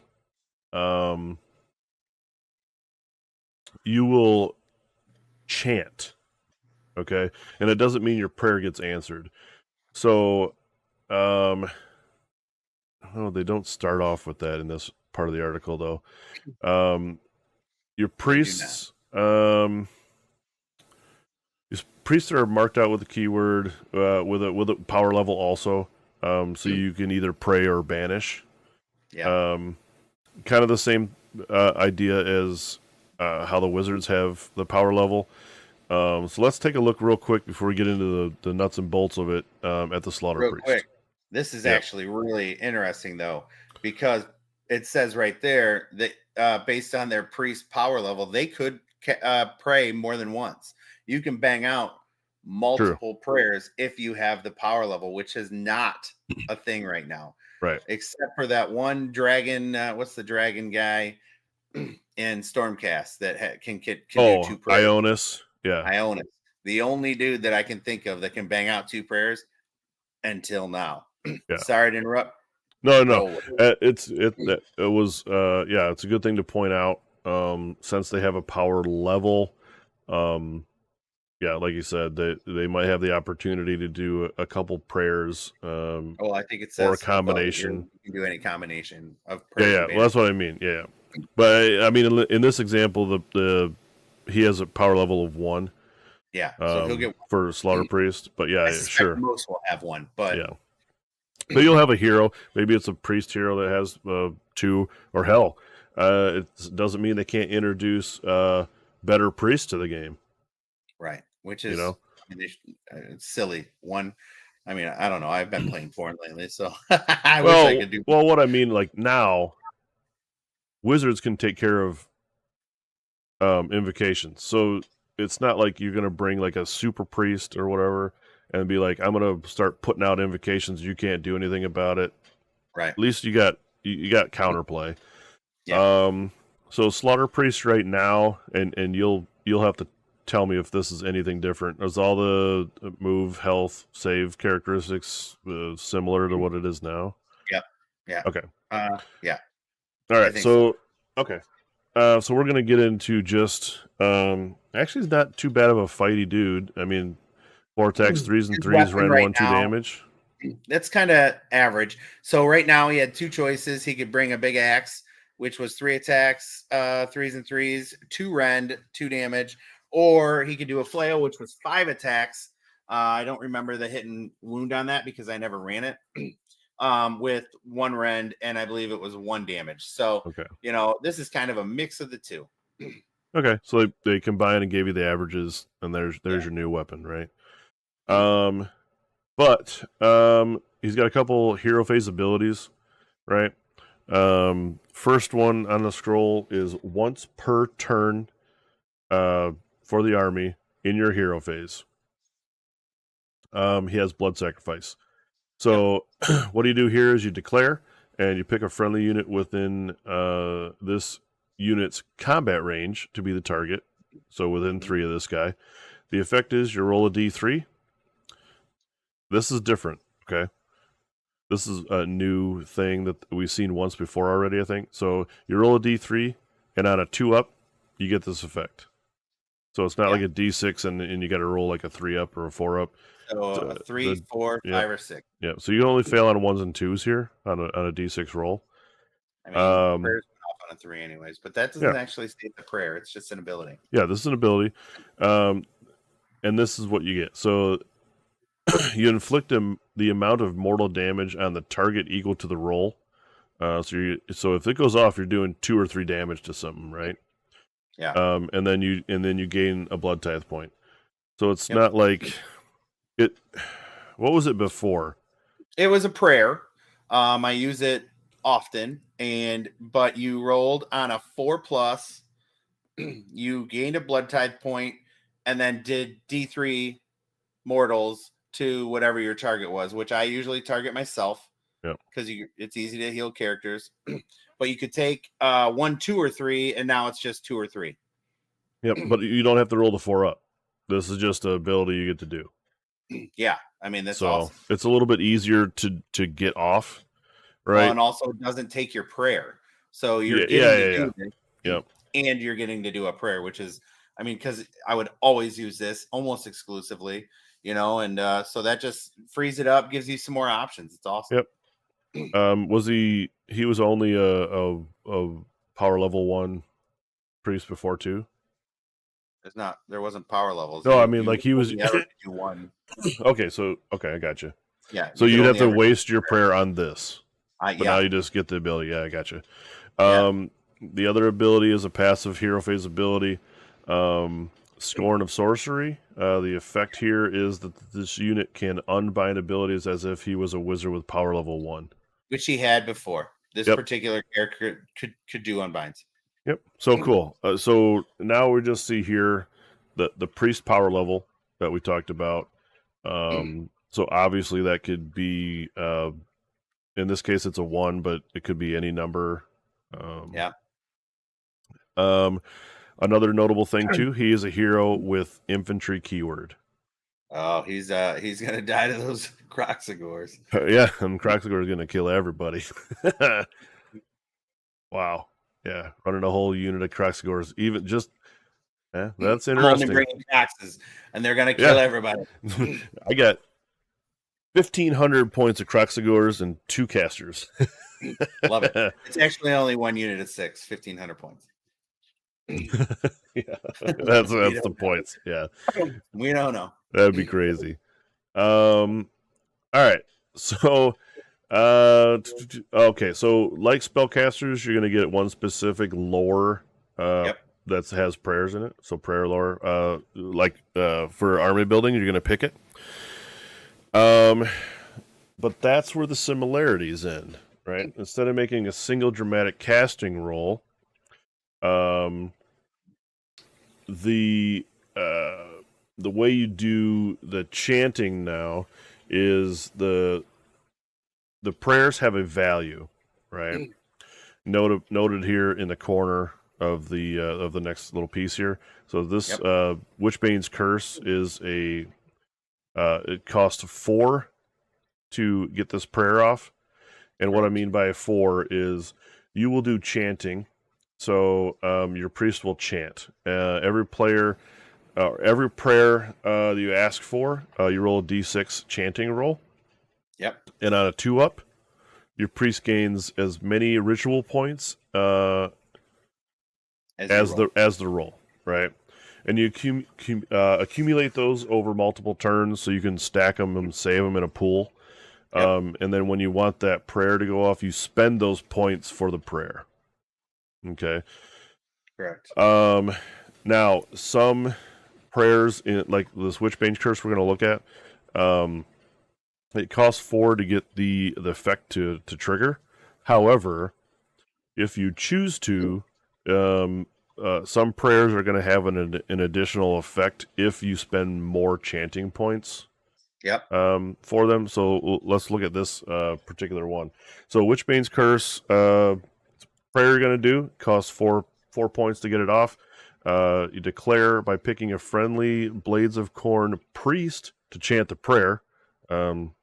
Interesting that we got the keywords specifically for who can do it. But I'm assuming this is part of their specific lore anyways, so you're not going to be able to do it with anybody else other than a Blades of Corn priest. Right. You pick a visible enemy wizard within 18 inches of the target, or to be the target, and you roll a chanting roll of d6. So you want this thing to go off, roll a d6. If you don't get 4, then you pool it, right? And then you save it for a later turn. You could roll 4, 5, or 6 on a d6 and then do the thing. Now the effect is you subtract 1 from the target's power level to a minimum of 0 until the end of your next turn. Yeah. Interesting here that this doesn't say until the start of your next hero phase, like most of the things did, right? It's until the end of your next turn. I guess I didn't read that until now in that way. That's interesting. So that will persist through 2 turns. Am I wrong with that? Unless you take the double or something. Through your turn, and then till the end of your next turn. Your next turn. Be 2 turns. Yeah. Yeah. Yeah. So it could be 2 turns. If you were to do it, I mean, honestly, if you were to do that, and then your opponent goes, and then they get the double turn, and then you go, it's in essence 4 player turns. Wow, yeah. 4 complete player turns if you get this thing off. Yeah. That is interesting, super interesting. Now that the wording's changed on that. Curse I didn't use it a lot. But at this point, subtracting 1 from a power level 1 guy means they don't cast. You turn a wizard off effectively for 2 turns. Don't cast, they don't dispel. They just go baba chomp, chewy chomp, chimmy chimmy chomp. Yeah, they stand around and look pretty, I guess. But aside from that, the point that I was getting to was, in addition, if you pooled your points, if you spend 8 on this instead of 4, you also inflict 3 mortal damage to the target. So not only do you take their power level away, you can also start to chip away at them, or even straight kill them with 3 mortal wounds. So pretty cool option if you want to pool up some chanting points. Yeah, it gives you an option to do some damage also. Yeah. If you do it slower. So, I mean, okay. I don't know that I feel like the initial ability is really strong. If you don't get it, maybe say you roll 3. You're like, okay, I'll save the points. I can't see, unless I really just needed to pray somebody and murder them, that I would do the inflict. I wouldn't wait. I would rather just shut off their casting, and I could just do it again. I mean, but in the scenario you're talking about, like, you roll a 3, right? You can't do this prayer. your next turn rolls around and you roll a roll a 5 or a 6 or whatever, right? And then you can go, well, I get the bonus effect now, right? Suck on that. Yeah. So there is a little bit of a risk, though, right? Yep. So if you choose to pool your points, you do have to make that next roll in our scenario that we just explained. But if you roll a 1, which you do often when you pray, yes, you specifically. I had roll a multiple shit ton of one ones rolls for prayers today. So what happens now if you roll a 1 when you try to pray? I take a damage. 1 mortal wound. Okay. Not anymore, buddy. Now, if you roll a 1, your priest doesn't take any damage, right? But you lose D3 ritual points. So say you're at 3 and you like in our scenario we laid out, and you go, well, I'm just going to roll another one next turn. You roll the dice, it's a 1. Not only do you not get the prayer off because you don't have enough points, you lose points. Yeah. Now we don't know if you take damage. It doesn't say you take damage, but it doesn't say you don't at this point. So you might also take damage. Which I would think that maybe you don't if this is the negative effect of mispraying or whatever. But that's fine, right? Like it's pretty bad if you're a priest and you can't do your prayers. Same thing as, shutting off wizards from doing their spells. Yeah, I feel like there's probably going to be some pretty powerful stuff with the when you're trying to amass your ritual points.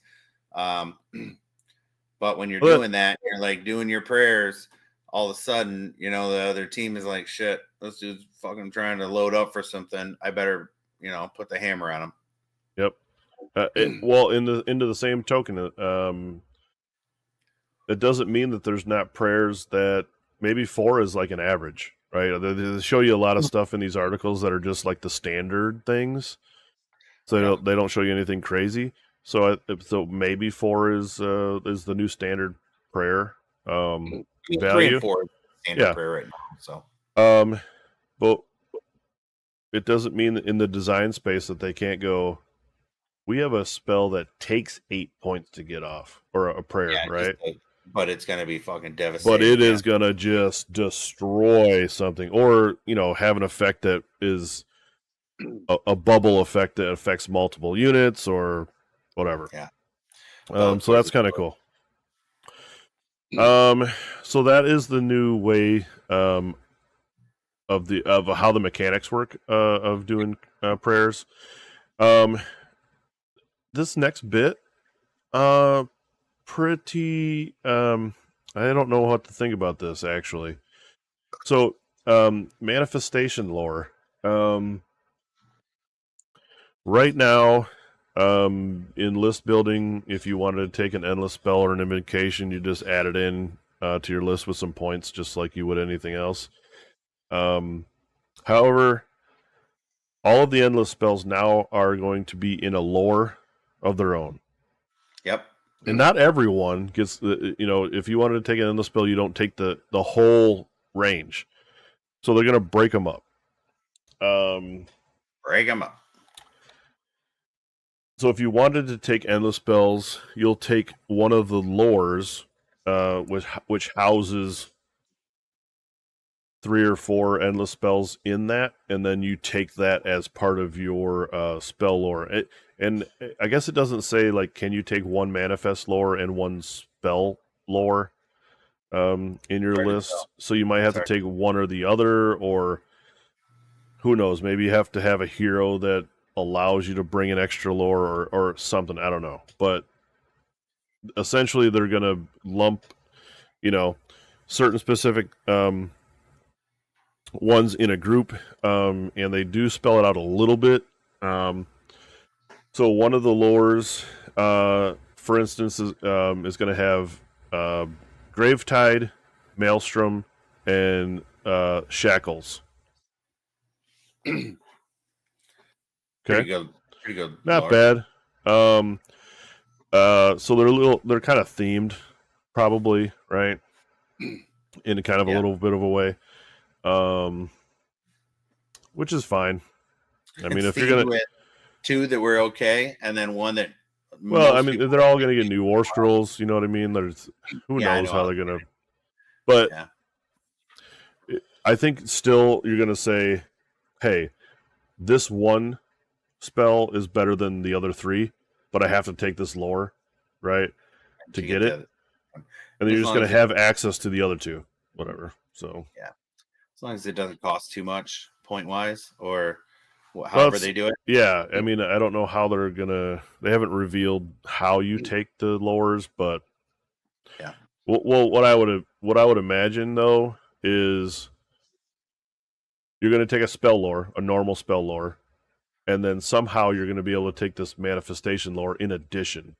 Because I don't think anybody with casters is going to be like, well, I'm going to forego my actual spell lore and just bring endless spells. Yeah, that seems hard to believe, but we'll see. We'll see. Banishing manifestations is Hero Phase ability. This has to do with getting the endless spells off the table. So you declare it, you pick a friendly wizard or priest with this ability, you pick a manifestation within 30, and then you make a banishment roll of 2d6, right? So notable that priests and wizards can do this. Yeah, that's the only change it looks like. Yeah. The effect is obviously you banish, if you exceed the banish value, which will be printed on the war scroll, I'm assuming, right? Because you're just going to be able to do the thing, so it's got to have a value to get rid of it. It's removed from play, and you can't pick the same manifestation as the target of this ability more than once per turn. So you only get one shot at trying to get one of the, either an endless spell off the table, which is how it is and now. That's anyway. The way it is now. Yep. Yeah. It just the last bit of the article just says that, coming up to next week, we're going to end up having another model reveal. They're going to talk about battle plans and General's Handbook and battle tactics. So cool. Fantastic. Looking forward to that. Yep. So I will say this. We are at an hour and 57. Yep. We wanted to keep her around an hour and a half, but that's okay. I think I tried to whisper you, but I might have just dumped it in the chat, just letting you know our time. Let's look at the new battle scroll. Like, what the fuck? We didn't even expect this going into 4th edition. We'll run through it real quick. And then we can talk about if we want to spend too much time going over the Dark Oath real quick. It's mostly just models with a couple of new rules. And they're going to be available here. I think they went on pre-order Saturday. So probably we should talk about them. But we'll make that fast because we are coming up on 2 hours. But let's quickly go through the changes in the new war scroll. Yep. There's not a lot of change, right? Nope. So this will be pretty quick. Notable change, they did give a couple units 2-inch reach for now. First one being the Putrid Blight Kings for Nurgle. Before they bringing them in line with the other models. Yeah, for some reason they didn't have 2-inch reach before. But they fixed that. That's quality of life for sure for that if you wanted to run like 10 of those guys in a unit. 5. I mean, they could stand. Oh yeah, sure, yeah. You don't have to have them strung out. You can group them up. So I think it's actually the 3s, though. Maybe I'm wrong. The other one, Alariel gets an increased range of great antlers to 3 inches. I think it's 2 right now. Yep. And then Spite Revenants. Is it? Sprite Revenants get a 2-inch reach on their talons and fangs. So Yeah. Those were the small changes. The big change, if it is a big, I guess it's kind of big. Yeah. Is the Flesh Eater Court's command trait, Cruel Taskmaster ability. It changes to if this general uses the Mustard Guard ability, it reduces the noble deeds for the first returned model by one, or if it costs one, you can bring back an additional model instead. Right now, the wording just says that it reduces the cost by one. Period Yeah. of any models you return. Um, so, and we were talking about this after the tournament, just to give you guys some context. Right now, with this ability, you could bring back, if you had 6 deed points, you could bring back 6 knights into a unit, Disgusting. which is a lot, and it is really hard for people to deal with. Yeah. Um, this basically changes it to you can only bring back 3 at most instead of Yeah. 6. So the first one would still only cost one. Yeah, Um, but the next two would cost two each. So instead of yeah, paying six like you normally would with a you, guy yeah, to bring back three, you'll spend five to bring back three and save that one. Okay. Like, yeah, I mean, I sure. guess maybe it's going to give you a little bit of economy, but in game terms, it's really not going to be that helpful.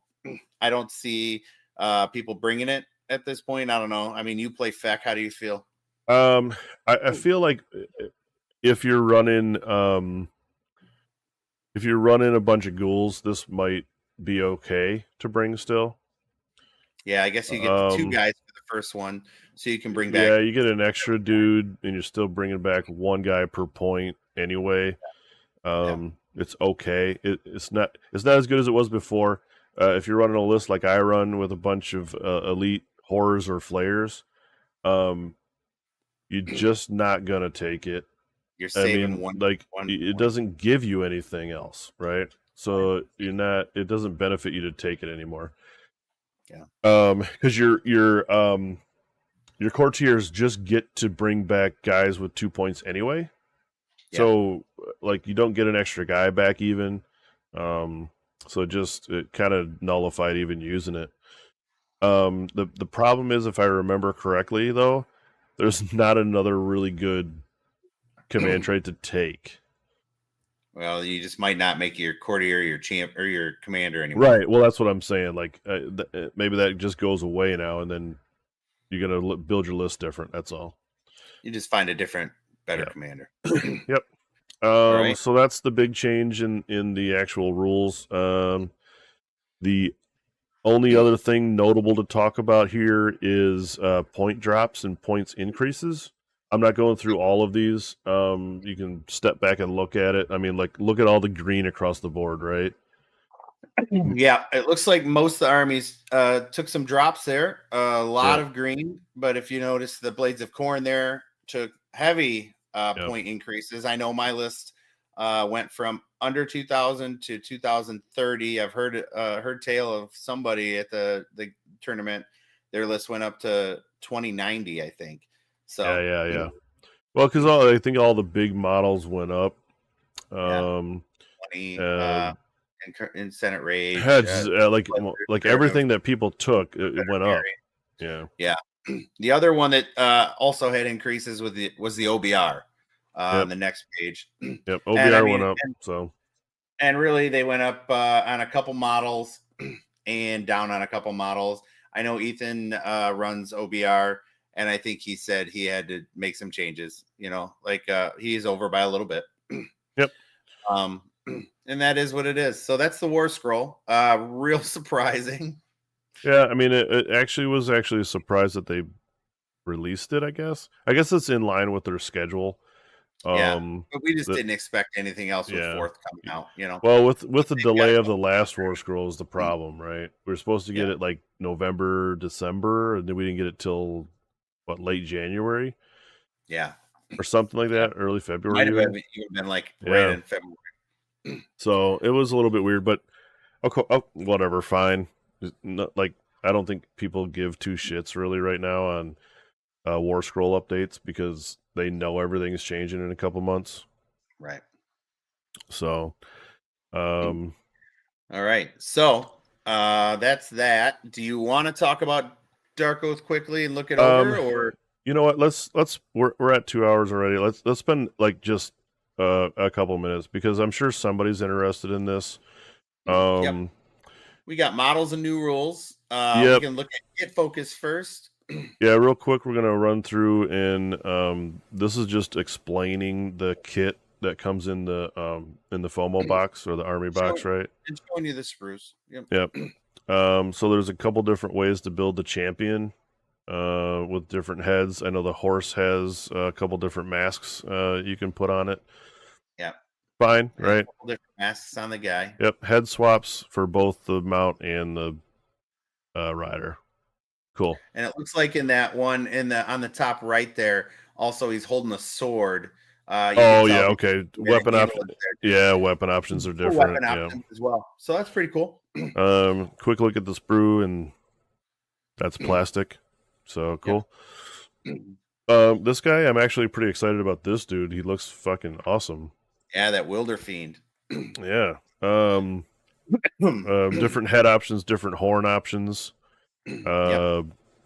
Different necklaces, all kind of cool things. I mean, however you want them to look, or if you want to build them two different ways, if you get two of them, or however you want to build your list. Yeah, very cool. This guy's dope. Yep. I like this guy a lot. Next will be the I can't remember what they're called. Fell Riders. Yep. Fell Riders. Yep. Dudes on horses. Bros on horses. But at the bottom of this article, you'll see the old ones, and these are so much better. Yep.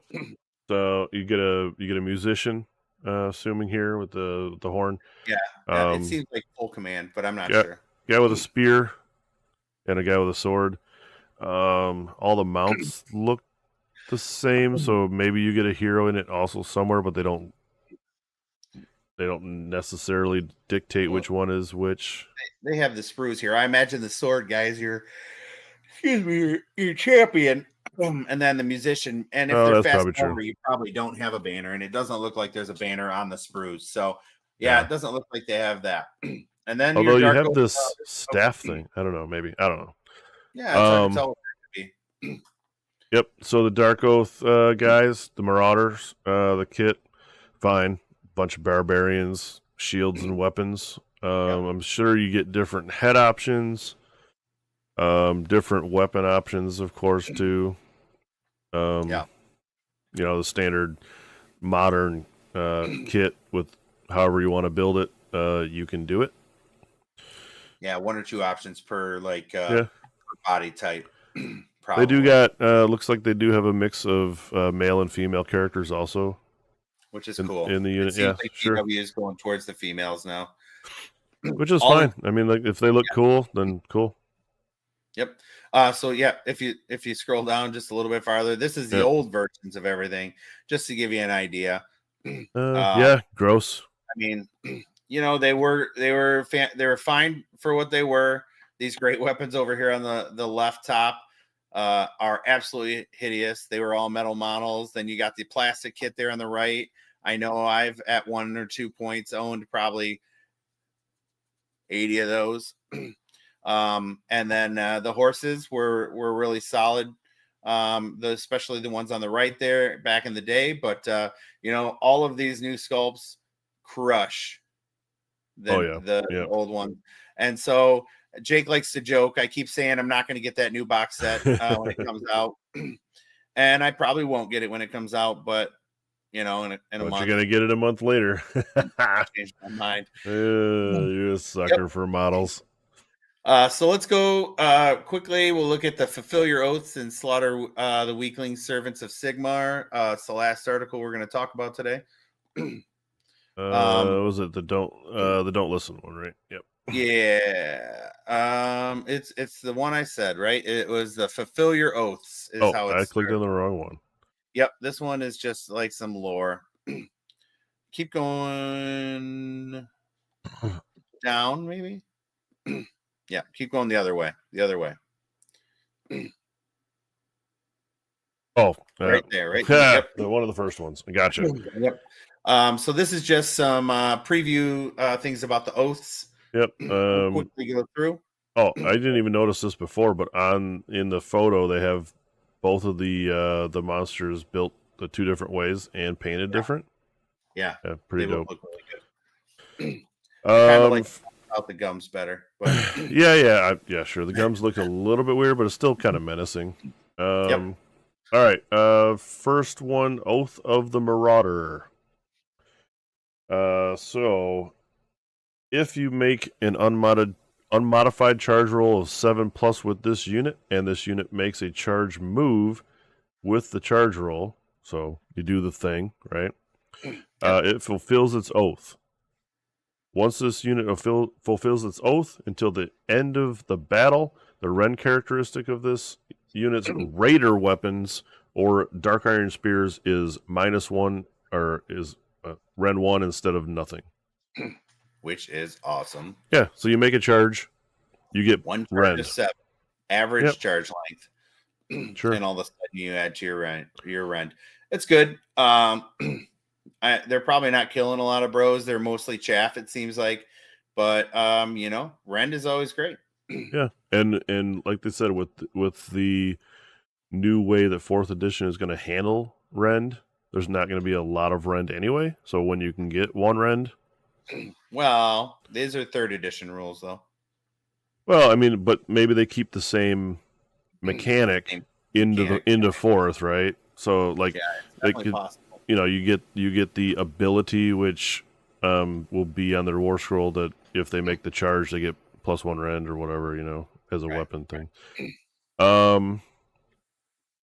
Okay, so moving on to another one, Oath of the War Leader. The War Leader. If this unit is the first friendly unit picked to fight in your combat phase after all of it has fought, it fulfills its oath. Once this unit fulfills the oath, right, until the end of the battle, add 1 to the wound rolls for attacks made with melee weapons by friendly mortal Dracoth units that are wholly within 12 of this unit. Sick. Yeah. So I fight you in a fight. I choose this bro first. For the rest of the game, anything within 12 inches of this motherfucker is +1 to wound. Yep. Seems super good. Pretty good combo with the last one. Oh, yeah. Guess what? You charge in with both the units. These guys make a 7-inch charge. They get +1 rend. You fight with this guy first. And then they're +1 to wound and +1 rend. Yeah. And he also will get the +1 to wound. Based on he is a Dark Oath guy within 12 of himself. Correct. Fantastic. Feed on Flesh. This would be the ability, I'm sure, of the monster unit. Yeah, does it say that? Yeah, Wilderfiend Balefire. Okay. So each time this model is slain within 12 inches of a model is slain, not this model. I totally read it wrong. I was like, damn. Yeah, so each time a model is slain within 12 inches of this unit, with this ability, pick one of the units to receive 1 sacrifice point. Yep. If the slain model is a Dracoth, receive 2 sacrifice points instead, right? So if something dies next, friendly dies, right? You're going to get 2 points instead of 1. Each friendly unit with this ability can have a maximum of 6 sacrifice points at one time.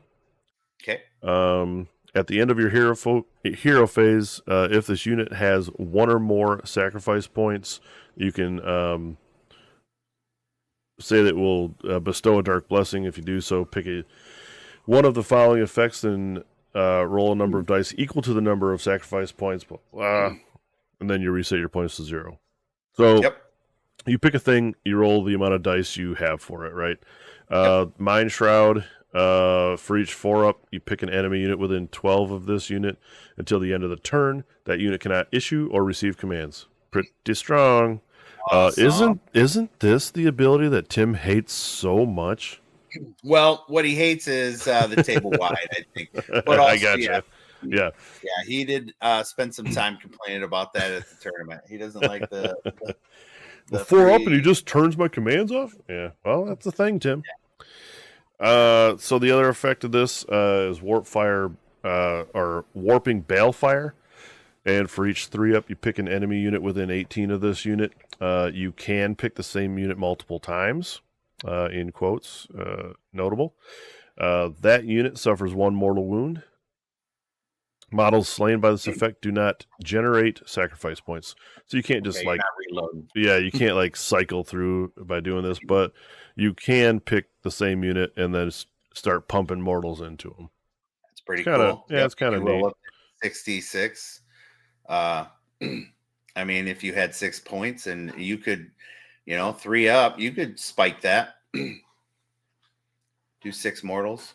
Yeah. Yeah, I think I think that that's is all of all the there things they is. give you.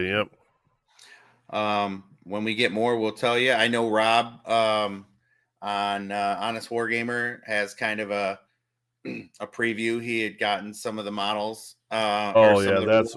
that's what I was gonna say. I thought that there was some more information, but yeah, it was from his. Of course, Rob always has the leaks. He is the leak meister. He He knows who to talk to. he does have the leaks on lock. But that is gonna be it for the information we have this week. Yeah. Again, we ran a little bit long just because we had a lot to talk about on the tournament that we played in this week. Yep. But as always, again, like, subscribe, follow at all the places. Next week we'll update you with some more stuff, but stay tuned this upcoming week for the new articles because it's kind of interesting that we're going to get information on battle tactics and General's Handbook and stuff already. I think we might Yeah. have got up more core rule stuff or whatever, but cool. They're going to give us some interesting information, and I suspect a view at a new clan rat model. Oh yeah, they probably will show some rats. They teased Uh, a model, but you know it's going to be clan rat they or haven't shown us much in the way of rats, rats at this Skaven. point. Yeah. Yeah. So if you like these new changes or if you hate them, leave us a comment either on YouTube, and we'll be sure to check back with you and let you know what we think, or have we'd love to have that discussion. We love when you guys leave comments, and we love to talk to you guys through that medium. Otherwise, you can check out our Discord and talk to us there. Yep. Always accessible there for sure. But until next week, guys, we'll be back with some more information. All right. Yeah, I'm tired, man. I'm beat today. Me too. Tournaments take you out of it. See you guys later. Goodbye, friends.